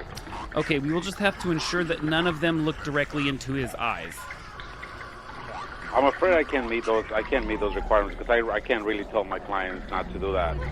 Well, because it's a small restaurant. Well, let's see if we can at least get through the last one, and then we'll be able to make a decision. His entourage is 13 seats total. Okay.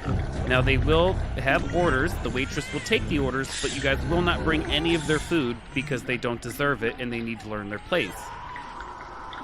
I'm afraid I can't do this. I highly recommend you take our offer. It's not about the money. It's not. Well, then So what is it really about? Yeah, but your requirements, what you're asking me, I can't really tell my servers not to, not to serve them or not to approach them. I can't. Oh really no, do they'll that. be able to take their orders. They just won't be able to bring them any food, and we'll make sure that we pay for all of the food that they bring. I can't do that. I'm so sorry.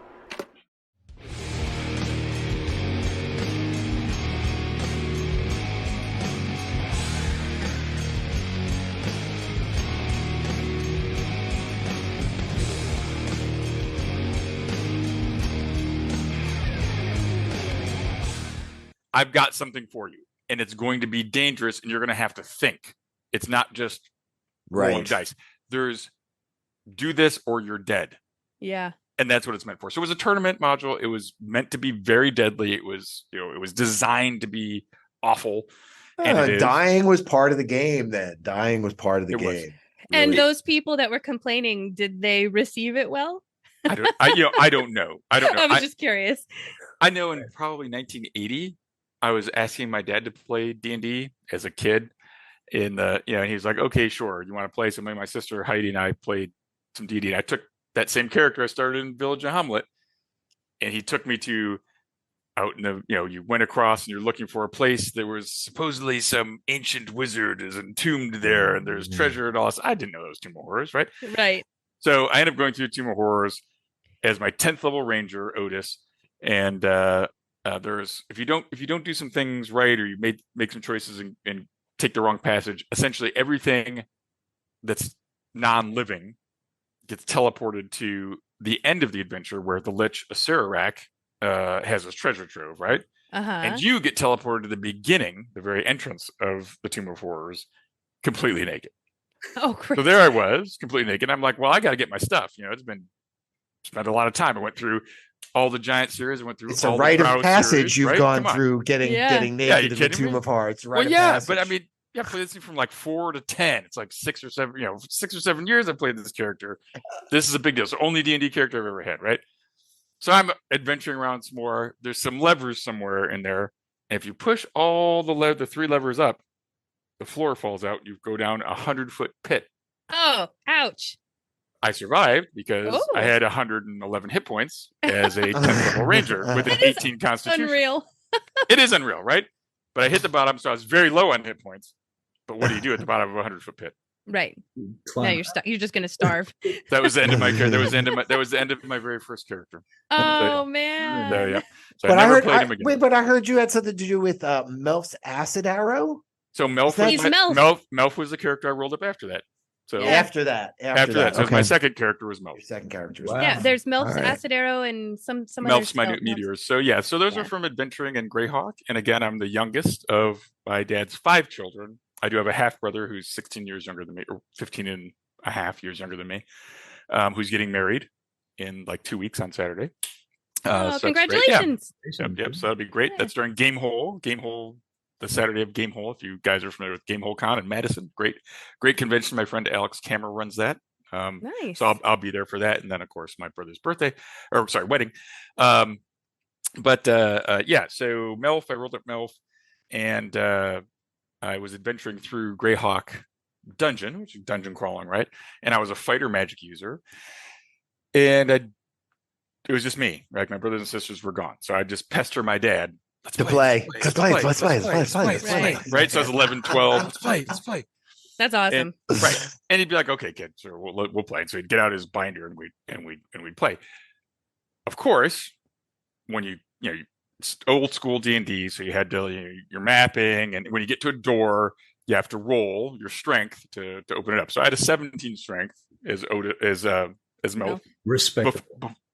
Right, it's very good. It's before I used Ring of Wishes when I went through Sajkanth. So I used the Tome of Intellect to raise my intelligence to 19 because I had 18 intelligence.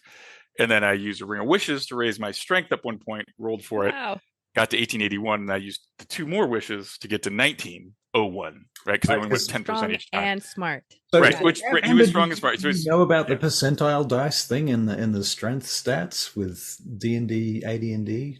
Because shoot! I didn't even think about it. I just assumed everybody. Yeah, it clicked right in my head. I know exactly what you're talking about. Yeah, I'm not very familiar with the very old, AD&D. However, I can follow along. We don't need to learn the rules. Let's not learn the rules. We don't need to go there. It's okay. If you weren't a fighter, you could have 18 strength, which would give you a +2 +3, maybe. I think +2 +3, something like that. Yeah, to hit and damage. If you were a fighter, you could have it was gradiated. Like you could get your strength up there, and the best was 1800, right? Right, which was +3.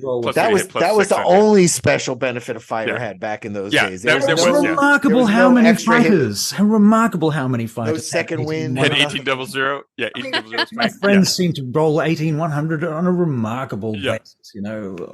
God. Which was the same strength as an ogre, right? So an ogre had 1800. Even a hill giant, the Conan modules didn't have 18100 strength. You hit like 1880 something.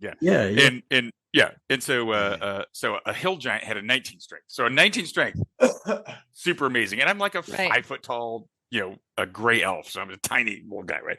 Anyways, the vision is just right. So so I was like, Mighty Mouse. That's amazing. So I'm solo adventuring. I go down there. What would always happen is, or oftentimes, not always, there would be minions and like a spellcaster, right? This is a common thing. Evil high priest, magic user, orcs, goblins, kobolds, brigands, doesn't matter, right? So the problem is I'm fighting and I'm getting hit with spells, right? This sucks. And I can't break through and get to them. Right, I have to kill the guys in front of me to be able to break through and get to the spellcaster. Again, back in the old days, if you are taking damage, the spell's gone. Yeah, right. Yeah. Melf's acid arrow. I'm thinking I'm an elf. I have a bonus to use bows. I could kick in the door and I could shoot a spellcaster with my arrow pretty easily, right? Mm-hmm. My dad's like, "Yeah, you can't put a vial of acid on an arrow." Where I was like, "What can I fire? What can I do?" He's like, "No, that's gonna work." I said, "Well, okay, how about magic?" He's like, "All right, we'll go research it and write it up." So we did that. I had to spend my hard-earned gold pieces and time out a game to do it. Mm-hmm. We came up with Melf's acid arrow. So does it do a ton of damage? No. But what does it do? It gives you damage stop that spell time, right? Stop that spell coming at you. So you get like 3 or 4 rounds of that spell being negated. So it was tactical. So boom, I kick open the door. There's a spellcaster. They're wearing a pointy hat and robes, right? Spellcaster. We know that because it's old school, right? Right. Boom, Melf's acid arrow. I'm a fighter, so I can hit pretty good, right? So I roll on the fighter table to hit. Yeah. Nice, right? Right. I hit them. They're done for like 3 rounds. I can clean up on all these, meat shields in front of me, and then I'm in their face, and it's game over for them. So that was how I came up with Melf's acid arrow. I love the history on that. That's very amazing. nice. Very nice. Thank you. That's a good story. Very good story. Yeah. Yep. So, go ahead. I'd say Melf's minute meteors. Not so glorious of a story, not so genius of anything going on. I made 5th level spellcaster What does that mean? What does that mean for 5th level? What is it? What does everybody I don't want know. as a 5th level magic user? What I have not played a magic user yet. Fireball, of course. Fireball. You got a Fireball 3rd level time. spell. It's Everybody's fireball. I play melee all the time. Sorry, I didn't realize I'm not worthy. Fireball. It's fireball Yes, time. Fireball. I So didn't know there was going to be a test. right, I was pretty savvy. I kicked in the door like 2 ogres or something. How big is the room? It's 30 by 30. I'm like, yes. Fireball. Fireball. Fireball, right? Guess what? I learned the difference between area and volume. Yes. The ceiling was not 30 feet high. The ceiling was like 10 feet high. Uh-oh. So guess who got all of their equipment burned off of their body and took all the damage? Right. You had no more eyebrows. Right, because and back in the day, guess what? If you failed your saving throw as your person, like you failed your overall saving throw, you had to go down your character sheet, and every piece of equipment you had, everything you were wearing, you had to go and you had to roll on a chart for the saving throw to see, versus fire. Yeah. And if to it see failed, if they survived or not. Yeah. it's done. So potions boiled away, scrolls burned up. So it was painful. It was painful. Oh man, that was a painful lesson. And I was like, Incrementally painful too. I was like, yeah, and I was like, this is BS. This is BS. I should be able to break those fireballs into smaller, more usable fireballs. And so he said, okay, you want to break them into smaller, usable fireballs? No problem. Let's go spend some of your hard-earned gold and tell me about it, and then we'll work on it. That's amazing. Wow. I still think that was a good story. It's still a good story. It's still a good story. It wasn't as good, but I see not as much drama. But I'm like 11 or 12 during this time. Yeah, I was like the early 80s. So was your dad like deadpan face, or was he like snickering? Was he? No, he was pretty. He had his DM face on, so he was like, all right. Yeah, he did. Right.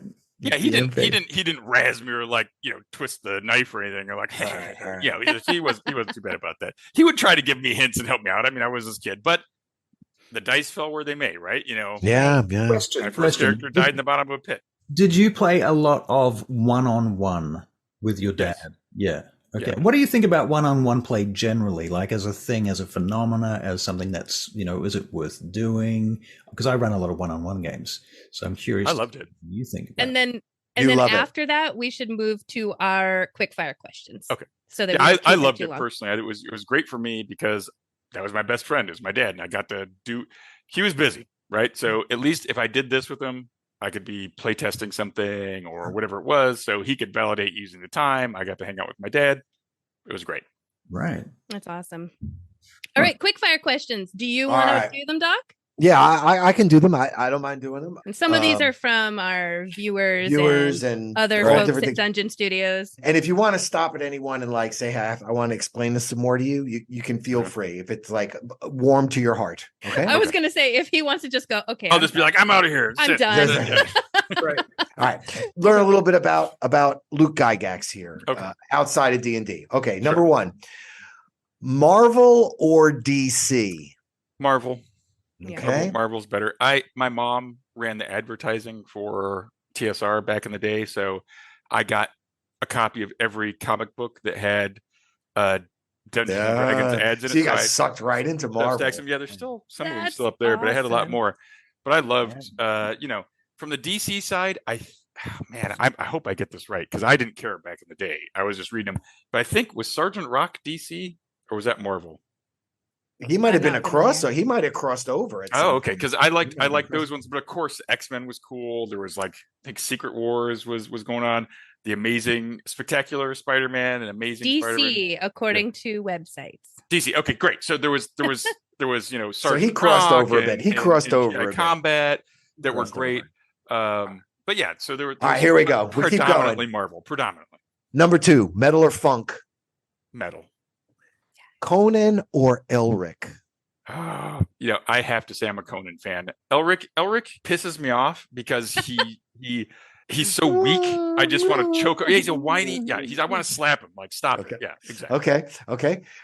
Star Trek or Star Wars? Oh man, see, both are good, but I'm probably going to say Star Wars. Star Trek was a little bit too. They talked too much and didn't have enough like break it. All right. 2d6 or 1d12? I like the D6s better personally. Okay. Well, it's 2 to 12. Come on, you've got to, It's a better chance for rolling higher, right? That's It was a bell curve. I would think so. All right. So, are you a glass half full or a glass half empty? I would like to say that I'm a glass half full person, but if I'm being honest with you, I'm a bit of a pessimist and a belt and suspenders guy. I was a logistician in the army. So yeah. Yeah, that would definitely cause you there. Okay, zombies or vampires? Yeah, zombies are dumb and who cares, right? Vampires are cunning and evil and have personality. Definitely vampires. All right. Robots or dinosaurs? Robots, there's way cooler. All right. Time machine or magic wand?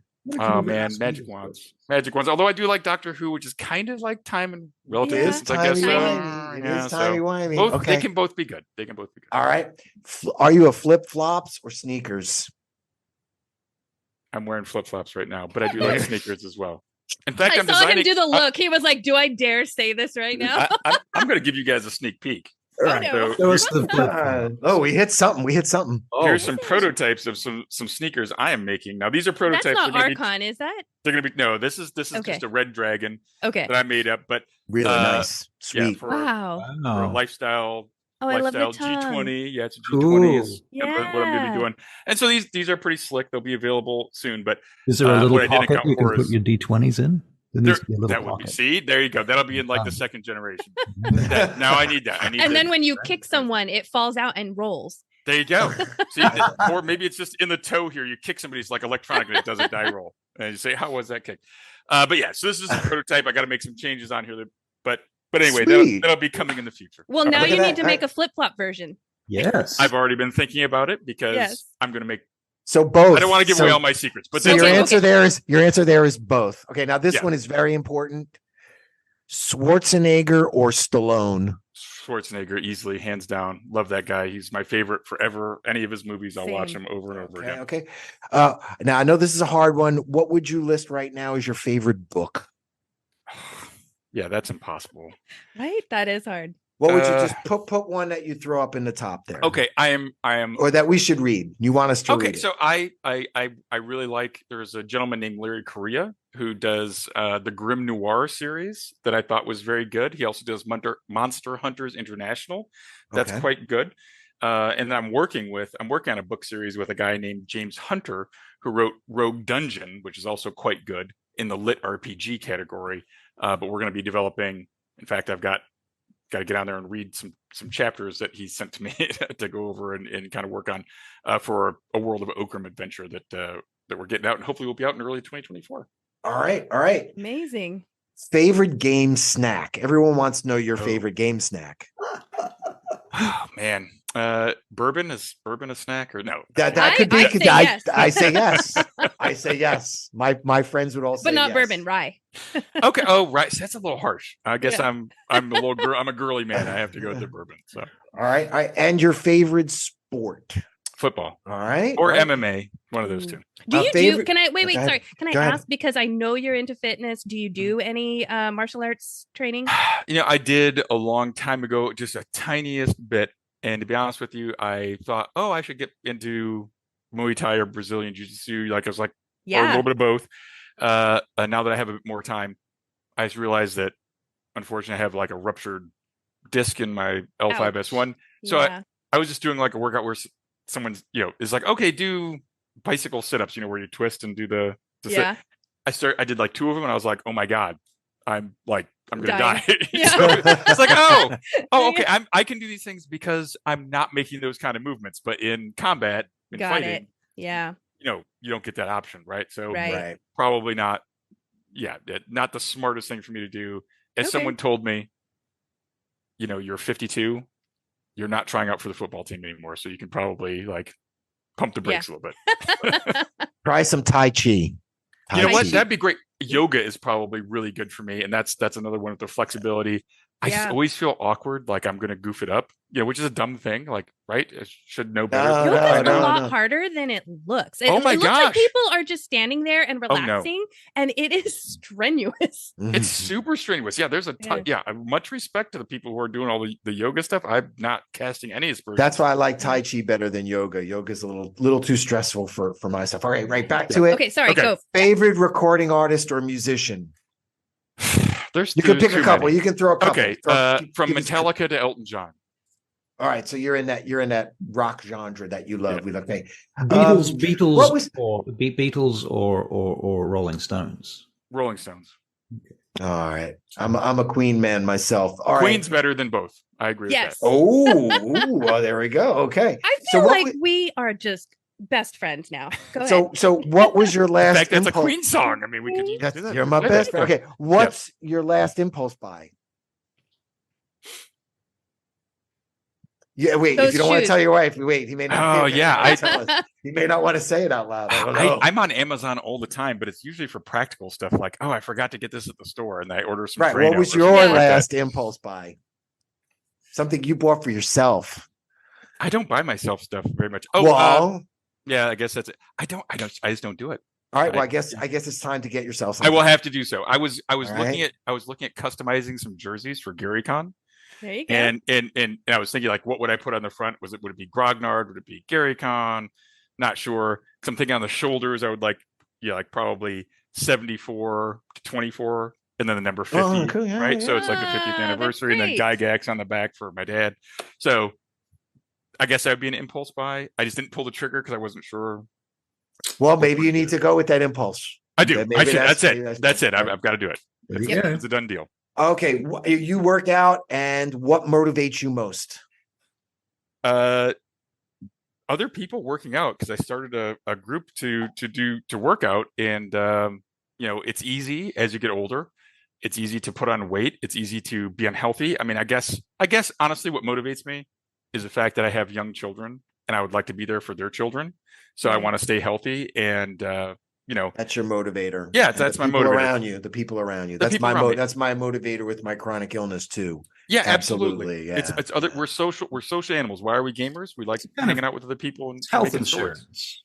It is health insurance. It's the best All health. right, we got two more to go. Okay. All right, and then we'll let you go. So sorry. dude. I could talk for like another 3 hours. That's why. Yeah. Well, if What you would. We can what talk to you for another mythical 3 hours if you want to. we could too. We could too. Okay. What mythical creature would you believe could be real? Ooh. A Yeti. Okay. And then the last one, if you got to devote the rest of your life to philanthropy, what cause would you choose? Well, with GaryCon, we support Children's Hospital, which works with a lot of kids with terminal, oftentimes terminal illnesses like cancer and that sort of thing. And I think that's a very worthy cause. So I would continue to help. You would continue to help that. Yeah. All right. Well, That's great. that was 20 questions. Wow. Thank you. Yeah, they went by Yeah. so fast. You survived Yeah. questions. It's kind of And nice thank you to get for like your different service. different than definitely. I put here at the bottom. Are there any cool like military like things you could tell us that you have to kill us afterwards? Well, I would have to kill you afterwards. So Yeah, but I'll take it. I won't, but go ahead. You can tell him.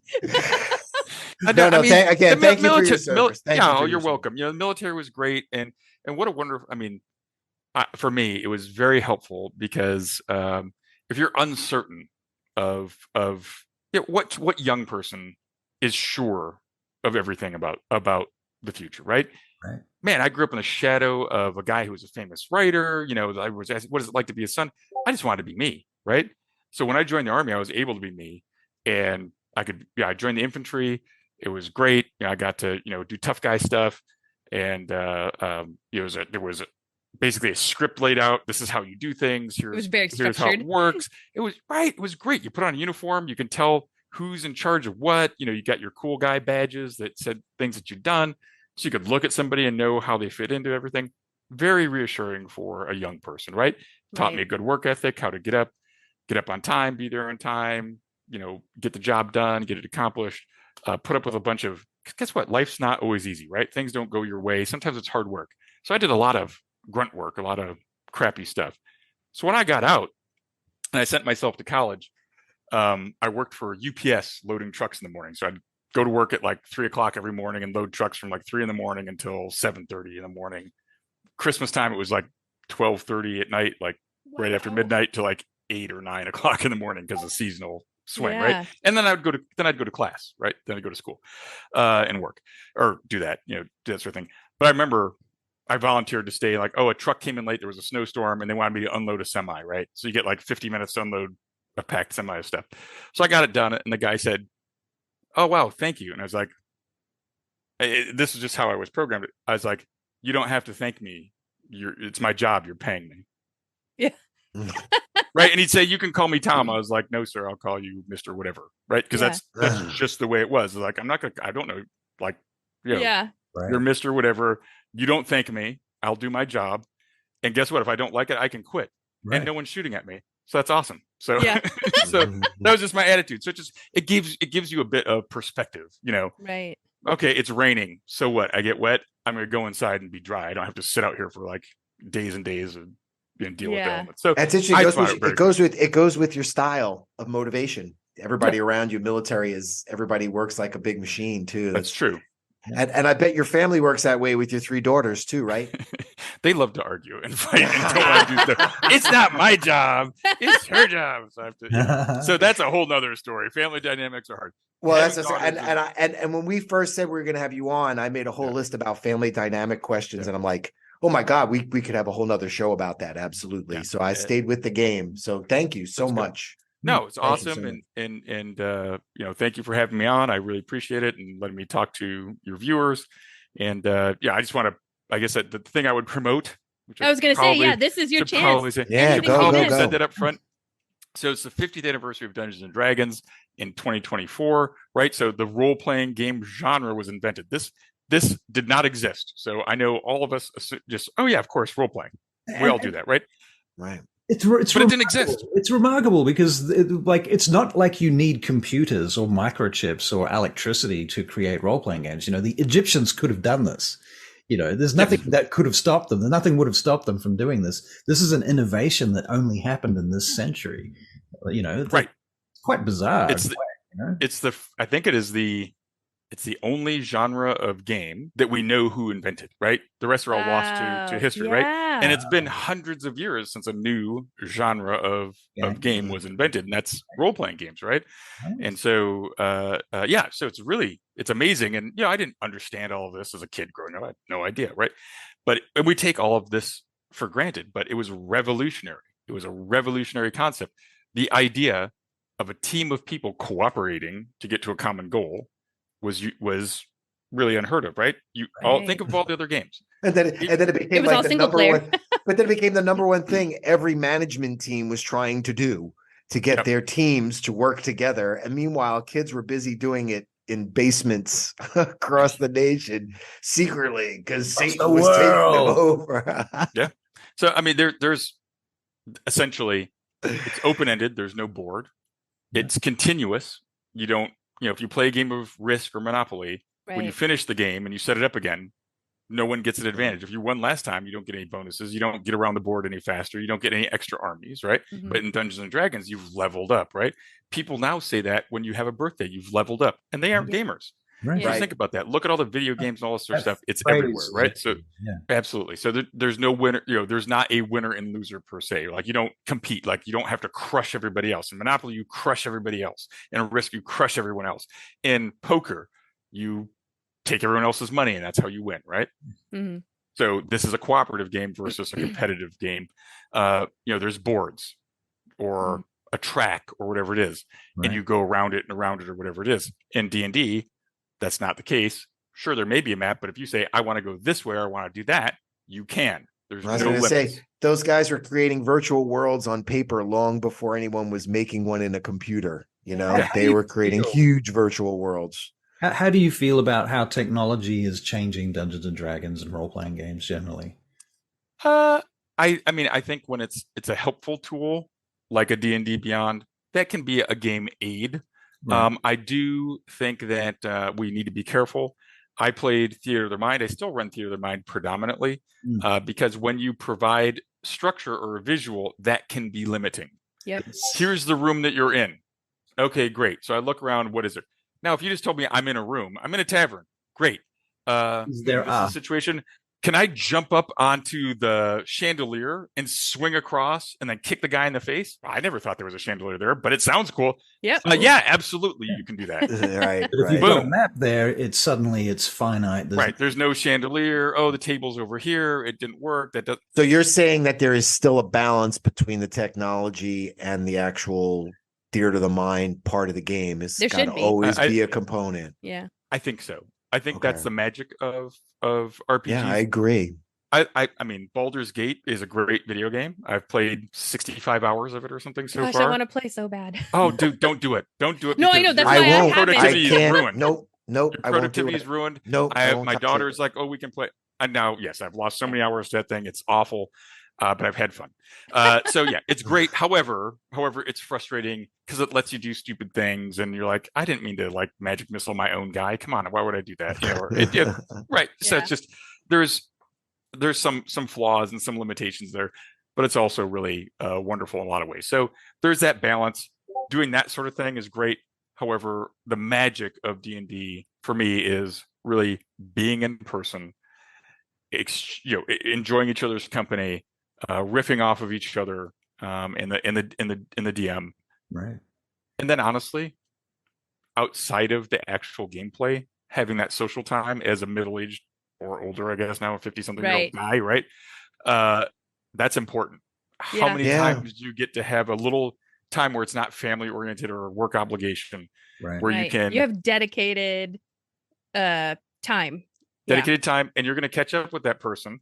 Mm-hmm.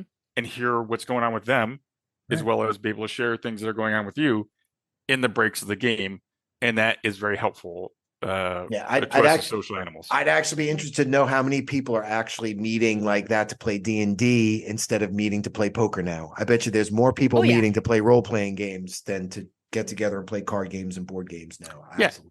Board games are super popular too. People really love board games because if you're all very busy, no one has to invest that extra time to be the game master. Right. It can end. And I think it scratches a similar itch in that area. And I enjoy board games, but I really prefer RPGs because when I'm playing a board game, I'm super competitive, and so I'm thinking about how I can crush you, right? As opposed to cooperating. Right? If I'm role playing, it's a different thing. But if there's no role play involved, I'm gonna murder people. Right, exactly. And then worse, I'm a soar winner where I'll gloat that I beat you as well. Not a great trait. Not a great trait either. So better to have me role play, or I'll be a petulant loser and sulk, or I will gloat that I have won. So you did say you were the youngest growing up, so I see where that all comes from. I get it. Exactly. Totally get it. Totally get it. Yeah. So next year is, you said next year is the 50th anniversary, and then it's also the 15th anniversary. It's GaryCon 16. So 16. GaryCon 16. Okay. Yep. So there's GaryCon, and that's honestly, I think we have like 300 badges left. That's it, and it's going to be sold out. So what I did is, because it's the 50th year, I said, you know what? Let's do a special celebration, a smaller celebration, the weekend before GaryCon. So March 16th to 18th, I'm holding a very small convention called Founders and Legends. We're going to have like 20 guests who are coming there.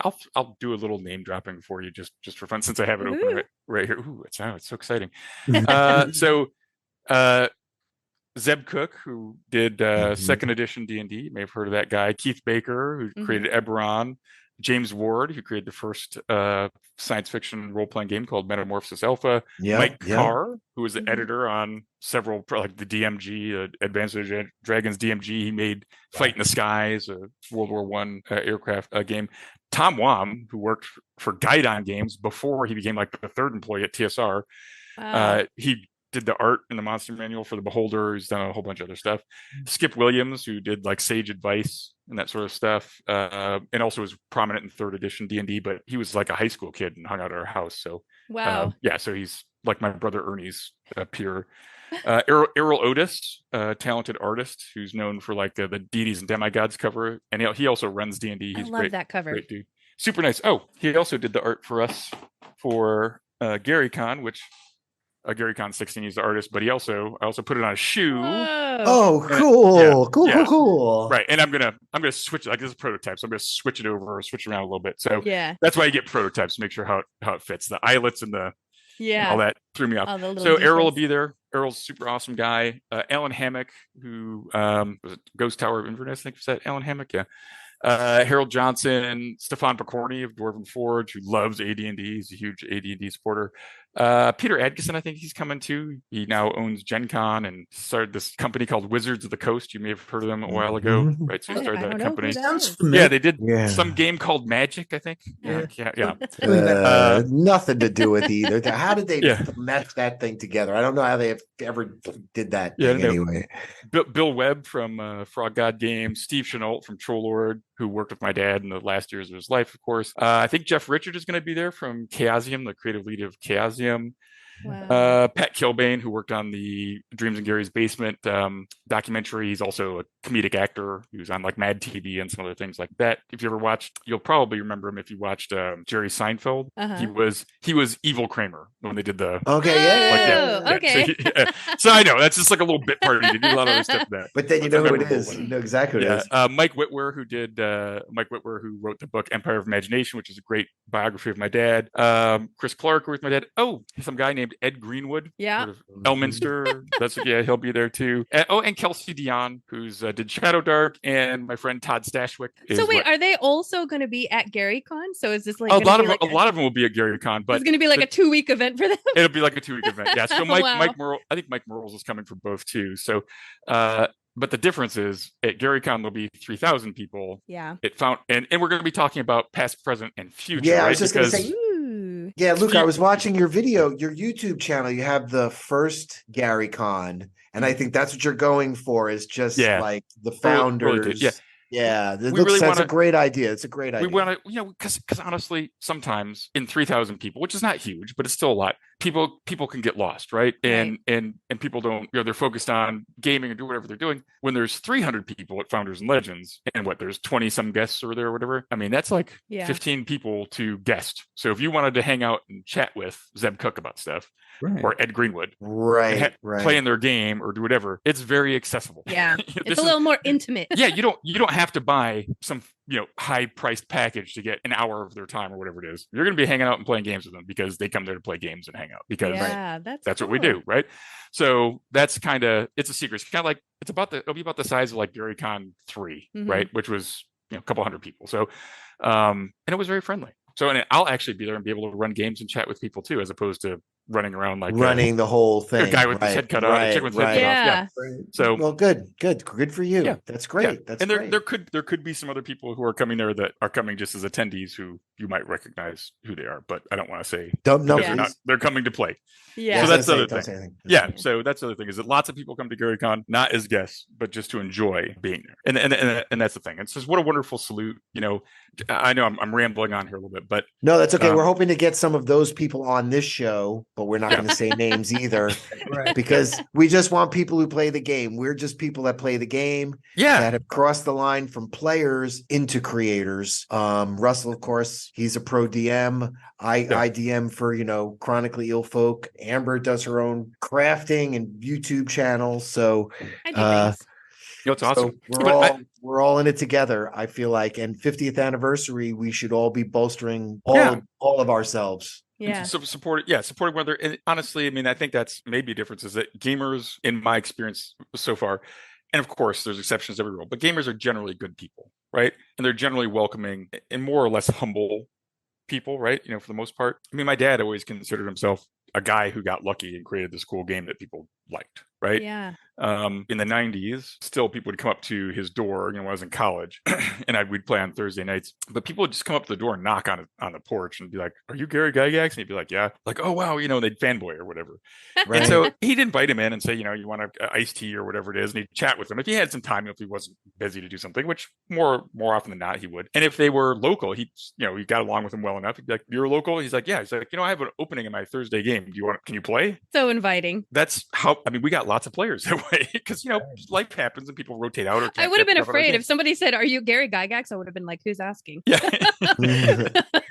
Well, you could usually they kind of had that look in their eye, like a little nervous or whatever. No, there's a few stories floating around out there on the internet. People that have played with your dad, I've read them. Like, "Oh yeah, I went and knocked. He invited us in, and we played, and then I came back next week, and we played again." And there you go. Yeah.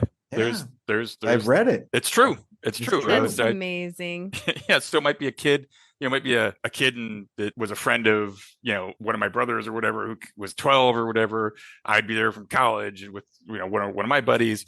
Then there was like a teacher who taught at my like military school, and he's like, oh yeah, I was over there and I ran into this guy and he's an English teacher there, so I invited him. So I was Bill Schumacher, and it's just the guys who showed up and played. We had a lot of fun.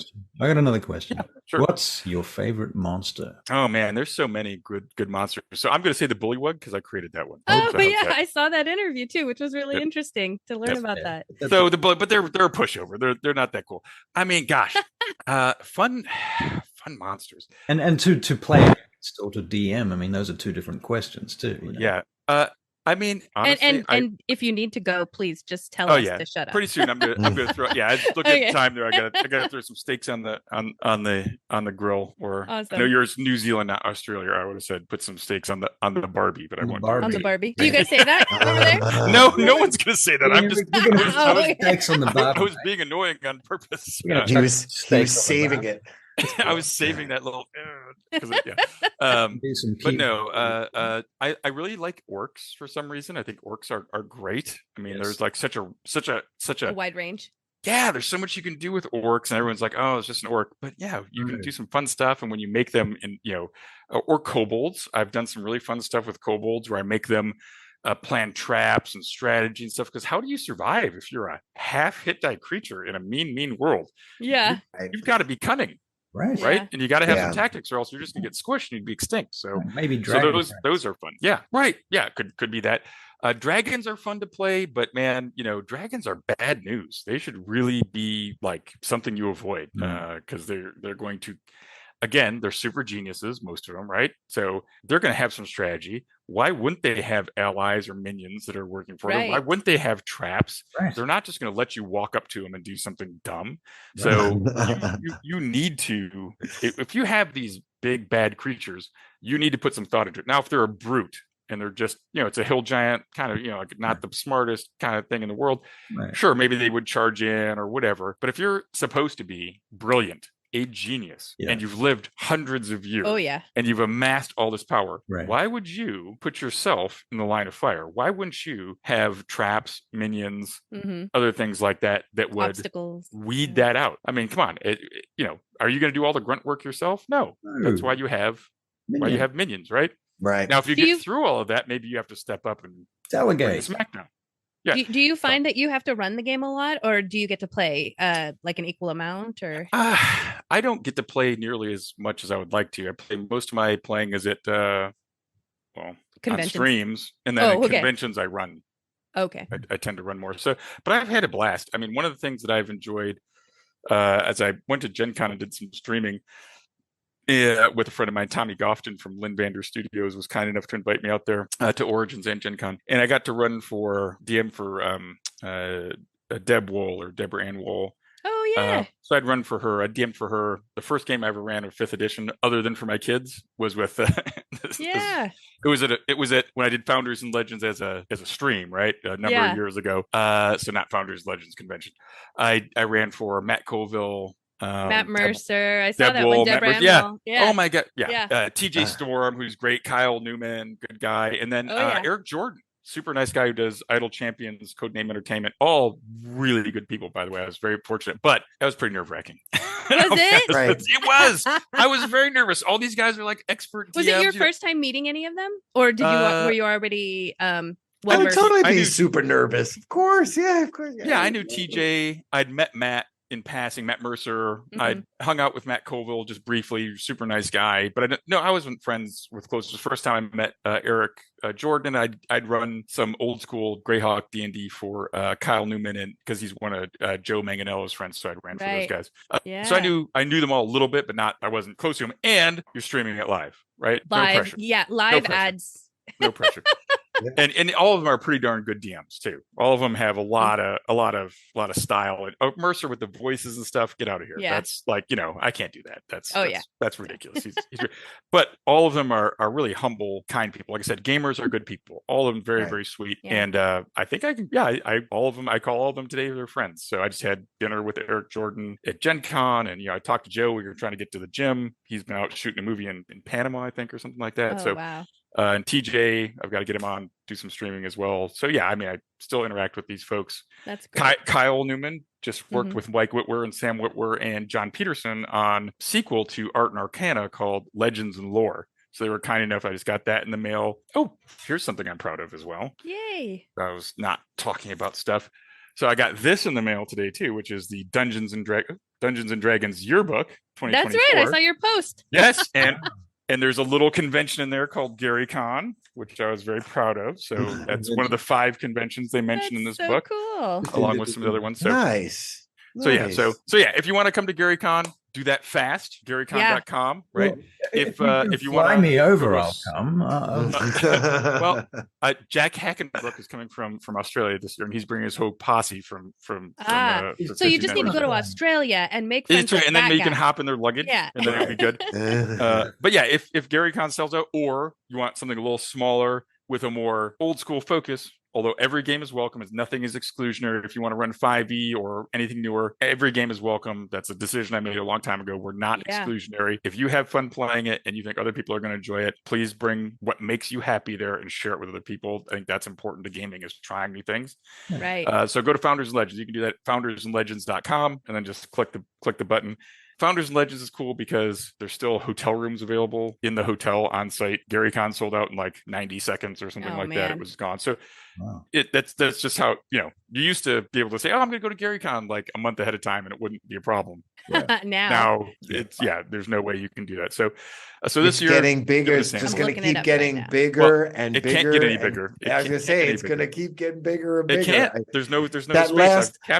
That last Gen Con was huge. That the crowds were like, oh my gosh. Yeah, I tell you what. I mean, not that I liked the pandemic. I mean, that was an awful time for everybody. But the first year that Gen Con came back, many people decided not to come because it was still a bit of a risk, right? It was about 35,000 people. It was a breeze to walk through the floors. It was like really nice and like less stressful. And then this year, of course, I went this year again. Peter Agson is such a gentleman. He welcomes me every year, and he's a good friend, and I enjoy going. But it was very crowded. So you were sheer numbers were fighting huge. through.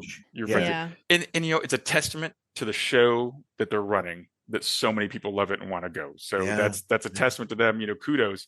But yeah, 70. And you said Gary Con will always have a cap, though. Well, because I want to. I mean, no, that makes sense. Yeah, that makes sense. Keep it an intimate event. Well, it's important that it's in Lake Geneva. Lake Geneva is a town of 6,500 people. Quality over quantity. Yeah. So the convention is half the population. If you think about it. Yeah, it is. So it's a resort town. So in the summer, it may swell up to like 10,000 people with visitors. And that's why there's a large convention center there, right? It was a Playboy club in the 60s. There was a thing, if you guys remember that. It was a Playboy club. It was designed by an architect named Frank Lloyd Wright, who designed that, and then it was built in the 60s.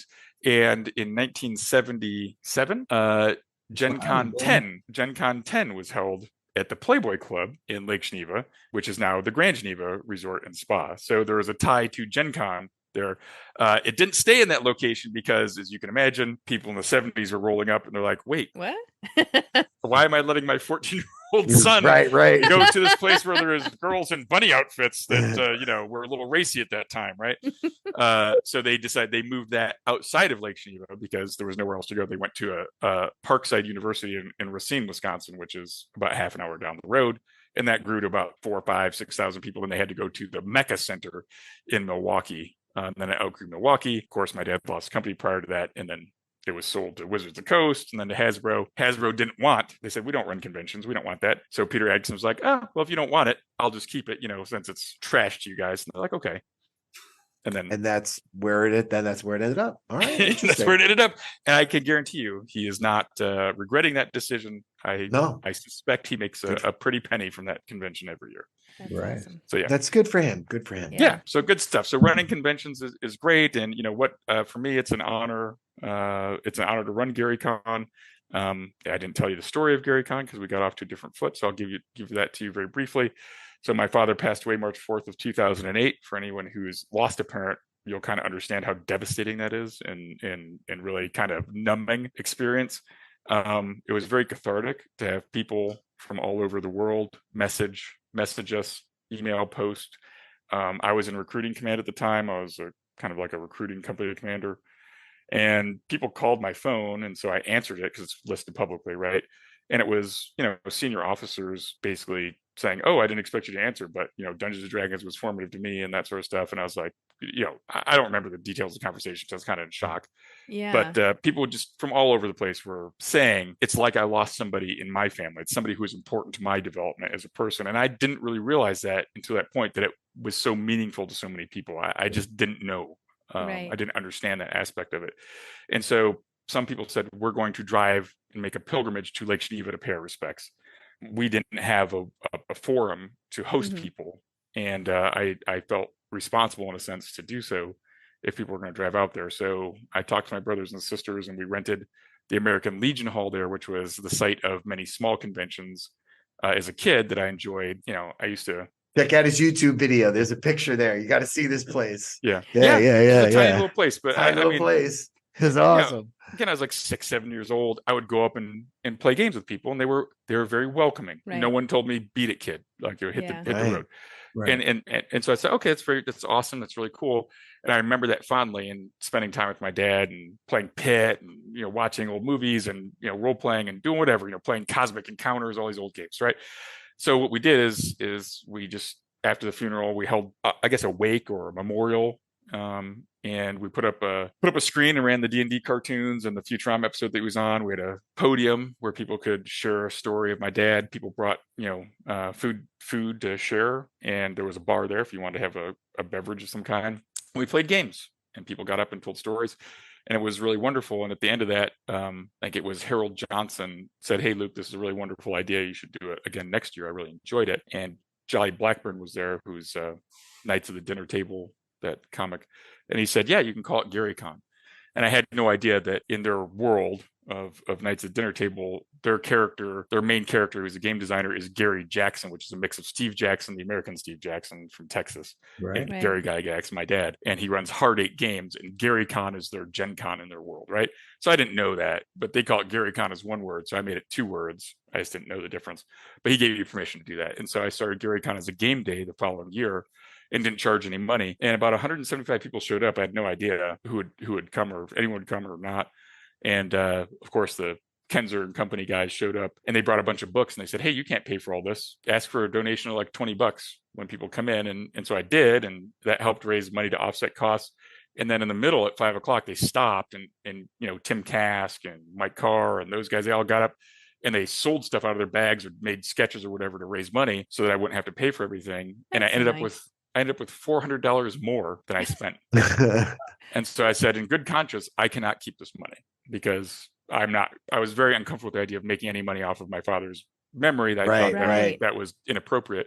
Right. So I said, okay, I'll start a company and I'll put this to the side, and we'll make it for next year. We'll make it better. And that's what I've done every year, is just try to make it better and better and better, and have lots of, we try to, every Wednesday night when you come there, we'll do, like movies and pizza and free beer. And we try to, just make it a good experience for everybody, and a high quality experience, and have it in a really nice place, and try to, moderate expenses and things like that. And it's just been really great. And everyone's come and pitched in and been very, very generous. But that's kind of where GaryCon started.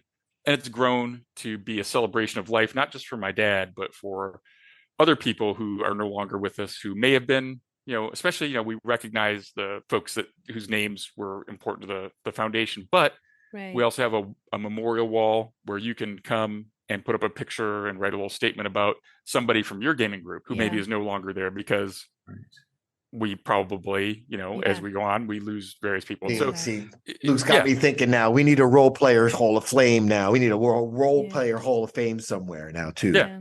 So that's it. So, and it's just a wonderful time, and it's gone. Gary, losing a parent and that anniversary can really just be like a punch in the stomach, right? It can take it out, because it lessens, the burn, the sting, the pain lessens. But there's still times where, hey, I want to tell my dad this, right? Right. Well, you can't. Right. Yeah. He's no longer there, and your mom, whatever, they're gone. And, but instead of looking to March, like kind of with a heavy heart, I'm excited, because there's so many people who celebrate my dad's life, and they remember, and they're enjoying this thing that he created. And it just really makes me feel good. And my family members and I really love that. So it's a special event, and I think it's unique for that.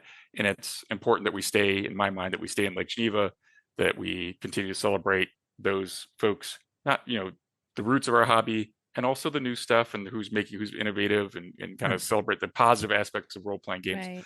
For me, that's important. Luke, your dad's was really super duper important. I put him up there. I even put him above Stan Lee. Oh wow. Yes.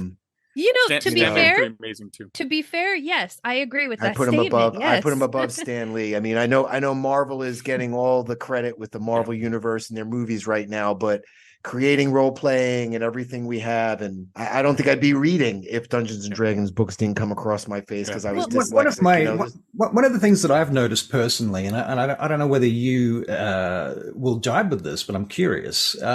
Like for me, learning D&D back in the 80s, like I got into it in like 1986, 1987. When I was about 10 years old, I think. I lived in Papua New Guinea at the time, and it was very, very inaccessible, to be fair. But for me, a lot of it was about like learning history, getting into history and finding out stuff about the real world. It was a lead into doing a whole bunch of research about real life and especially history. And then I got into other games and stuff as well. And that sort of all fed into the whole research thing. And I see these days people, gaming has become very self-reflexive, where games and movies and TV shows are all just referencing each other, and they're not referencing sources so much anymore. And I wonder how you feel about that, or if you've noticed that, or what you think about that. Yeah, I understand what you're saying. So my dad pulled things from history and folklore, right, to bring into gaming, right. But you know what? He created a world, right? So that's world building. You get story building, and that world is so vibrant that people treat it like the real world, and there's enough history that's been built that you can research that based off of what it is. So sure, yeah. I think I'm gonna fence sit on this one. I agree with you. It'd be wonderful to motivate people to reflect upon our world and see parallels in a fantasy world, or see how that's illustrated, right? So for me, D&D helps me understand. It's my framework for understanding the real world, right? That person has an 18 charisma, or low charisma, negative, reaction adjustment, or all those things, right? Or okay, that's a lawful evil philosophy, or whatever it is, right? It's a shorthand for me to understand and comprehend the world, a rubric, a framework. If people don't draw upon that, okay, I think it's useful, but it also is a testament to the rich worlds that have been developed and built, and interestingly enough, I just got done with a trip to Kansas City to visit some friends and look at a game that we're doing at GaryCon, kind of like half LARP, half die rolling game, like a 30-minute palate cleanser in between games. So if you palate cleanser. Yeah, if you took let's say you gave yourself 2 hours for lunch, or maybe 2 hours, some lunchtime, and you're going to walk through the vendor hall, and you end up having a little bit of spare time. You can go do the Seal of Gax, is what we're calling it. And it's a great little interactive game. So I went to the KC Renfest, and they play tested it there. It was very successful. And after that, I went to Fort Leavenworth and spoke to some soldiers at the School for Advanced Military Studies, which is, they call it the Jedi Knight. The Jedi Knights, they do all the planning. They're like your Pentagon Corps division planners. So it's a very select group of very bright people. And we had 2 hours with them, and we gave them a world building scenario. And we said, hey, here's, basically talk to us about, the U.S. military gets called to do missions that they're not expected. One of those missions is nation building. So let's stretch your imagination for a little bit. Let's say you have to go and do world building somewhere, and I need you to talk about population, politics, history, people, their languages, geography, economics, this sort of stuff. And the world we're going to give you is informed by an author, Mary Shelley's Frankenstein, Isaac Asimov's Foundation, right? We just gave them the Shining, right? So we gave them these things, and they got 35 minutes to develop. These guys briefed some amazing stories. And of course, I can't, I video recorded it, and then I realized, well, I can't show any of it because these guys, I can't, it's bad form. But I was just so amazed. This was like super amazing creative stuff came out. But it ties back to they basically, a lot of them framed it in the way they understand doing and analyzing a country. Because when you're a planner in the military and you're going in, somebody, your leader, right, your commander is going to give you, like, they have a style, right? So that's what the author is. The author gives you a style. One of the worlds was The World of Greyhawk by my dad, of course, as well. That was one of them. None of the 6 people or 5 people in that group ever played D&D, so they had to go from scratch. So it was funny. Other people had played D&D just by chance; those guys hadn't. Right. But yeah, it was just amazing. And they framed things, they were able to pull out, prior learning that they've done and rapidly, form structures and figure out what it is. But, each one of their authors informed kind of how they would look at a situation. So there was really a lot of useful information that they were able, it was good for them to stretch their imaginations and take this fantasy setting or science fiction setting and apply it into what they're learning. So I don't even know how I got on this tangent, but it was just really cool to be able to do that and have this world building. But the world building is rich enough that some of these ideas, it's like you could absolutely write a setting based on what the 5-minute brief that they gave to me afterwards. It was really good stuff. So I can understand how you can get lost in yourself, in your fantasy settings. Sure. Because man, they're so good. Look at the Star Wars universe. I mean, that was just Lucas kind of pulling it out of his backside, right? It wasn't. Right. It was like a Western. Yeah, and now it's turned into a huge. Opera. Yeah, it's turned into a huge thing now. It's a humongous. Yeah, and you got like technology. It's like Star Trek. They've got like the technology books and diagrams, all the machinery and stuff. I mean, it's all make believe, right? Yeah. So come on. Same with D&D. What are these? All these societies and stuff. So the more detailed it gets, it gets more rich and they get more immersed in there. So, what did you think of the new D&D movie? Did you see it? Was great, fantastic. Yeah, we screened it at GaryCon. They gave us an advanced screening, so we had like 300 people or so probably went to it. Nice. And we loved it here too. We loved it here too. It was accessible to a wide audience. It had enough inside jokes that if you gamed, you got it. Yeah. But my lawyer, who who'd never played D&D, just knew tangentially through work, doing some work with me, what it was. Her and her friends loved it, and they were able to. They're like, "Oh yeah, this is really cool," and you didn't need special knowledge. Right. Yeah. That's what I love about that. So, I just wanted to touch base real quick on, we were talking about all the good that D&D has done. And I also wanted to mention, because I have a friend who is very just anxious. Just that's her setting all the time. And very introverted. And when I invited her to my D&D game, I don't know what I expected, but she has come out of her shell, and we've had so many conversations between me and her and other folks about the mental health aspect of playing D&D and how you can really work through some things or just play a different role that maybe you wish you could be in real life, but you can't, and all these things. It's like it's a little bit of an experimentation that people get to do, and it's safe and it's at home, and that's the biggest impact I have seen with therapy, this but resurgence. it's therapeutic. It's therapy and therapeutic, and it seems to be more digestible, I think, to people that don't realize that they're getting help. Exactly. Yeah. You don't realize you're getting the help. Yeah. That's exactly right. You don't realize you're learning persuasive speech. You don't realize you're learning small group dynamics. You don't realize you're learning problem solving. You don't realize any of that.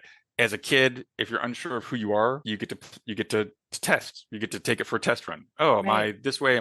How does this work? Oh, that wasn't helpful. Or, I'm so shy. I can't do this stuff, but I'm, Bungo the Barbarian. He's never afraid of anything. I can totally do this. And then of course that skill ports over to real life a little bit. Right. And then you're able to speak up for yourself, and you're able to do that. Yeah. So I've heard similar stories to that many times, and it's great. I love hearing those stories. Well, Luke, we really have to say thank you again. I mean, you only said you're going to stick with us for a while, and we're just going on and on and on. Yeah, I know. You stick a quarter with me, and I'll keep going. If I may say on the topic that you're just discussing, one of my players I've been playing with for 30 years. He's severely disabled, and for him, role-playing games. I mean, he's in a wheelchair, an electric wheelchair, so he can't do shit in real life. He doesn't have any. What am I trying to say? He doesn't have any athletics. Yeah, exactly. Yeah. He can't do that stuff at all. So for him, role playing is a massive escapism. It's a huge outlet for his creativity, his sense of self, all of these things. His whole self concept is very tied up in role playing, and he's a really good role player too. So he doesn't get to run around and climb trees and do all of the stuff except when he's role playing. And so for him, it's a massive deal, and it's very therapeutic in that respect too. So it's a, different side of things. It's not just the mental health. I mean, well, actually in that case, it kind of is mental health, but for physical reasons, I guess. Yeah. My brother, Ernie, was very sad that a young man who was, I'm not sure that the term, it might be paraplegic.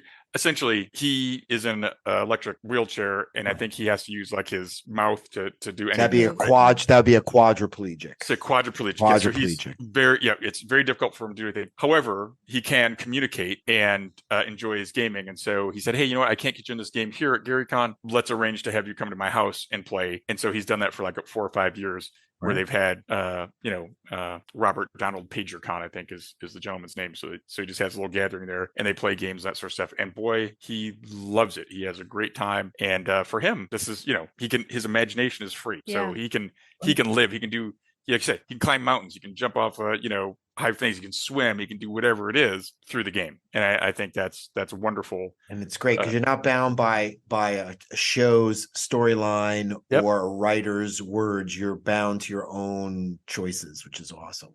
Yeah, which is why we all love it, right? We get to not only do we have to find a book or a movie or whatever that we identify with. No, we get to be that version of ourselves, or that character, or that thing we want to explore, right? Right. Or that thing we think is funny that we want to explore, whatever it is. We get to be that, right? Yeah. And with a group of other people, oftentimes, develop this thing, and all this crazy stuff happens, right? That we don't anticipate. Yeah, I love it. Yeah, and shared enjoyment. I often call it a shared gestalt in a way. Yeah, there's sort of a lot of mental things that happen in the group too.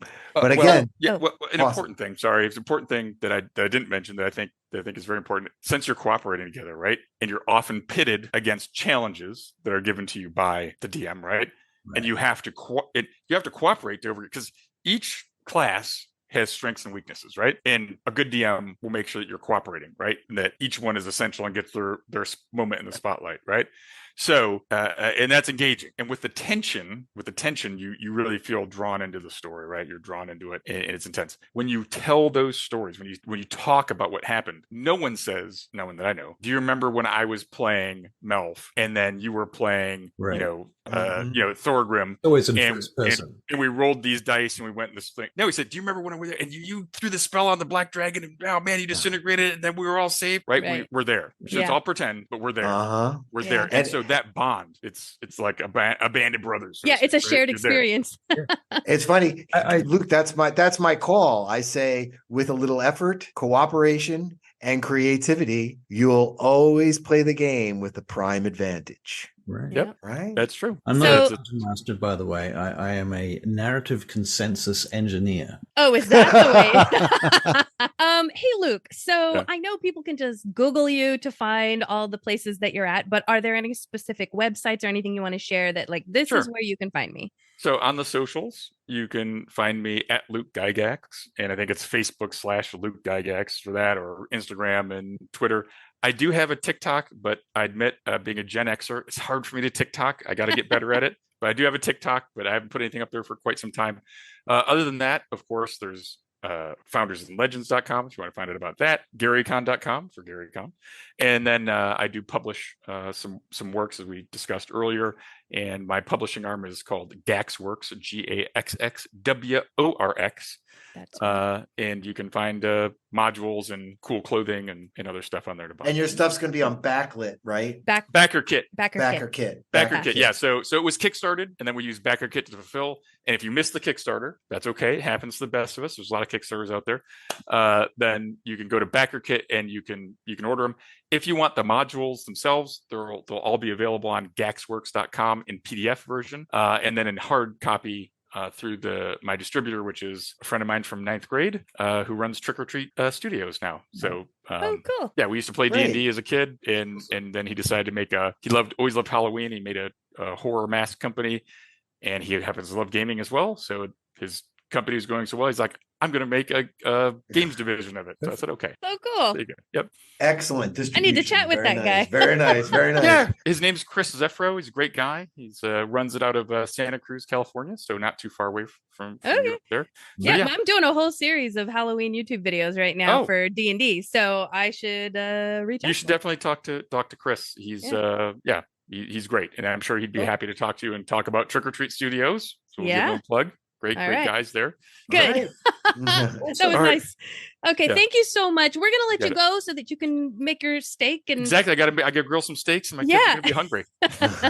All right, thank you so much, Luke. Thanks, guys. Thank It was you a pleasure so much. talking to you. Have a good steak.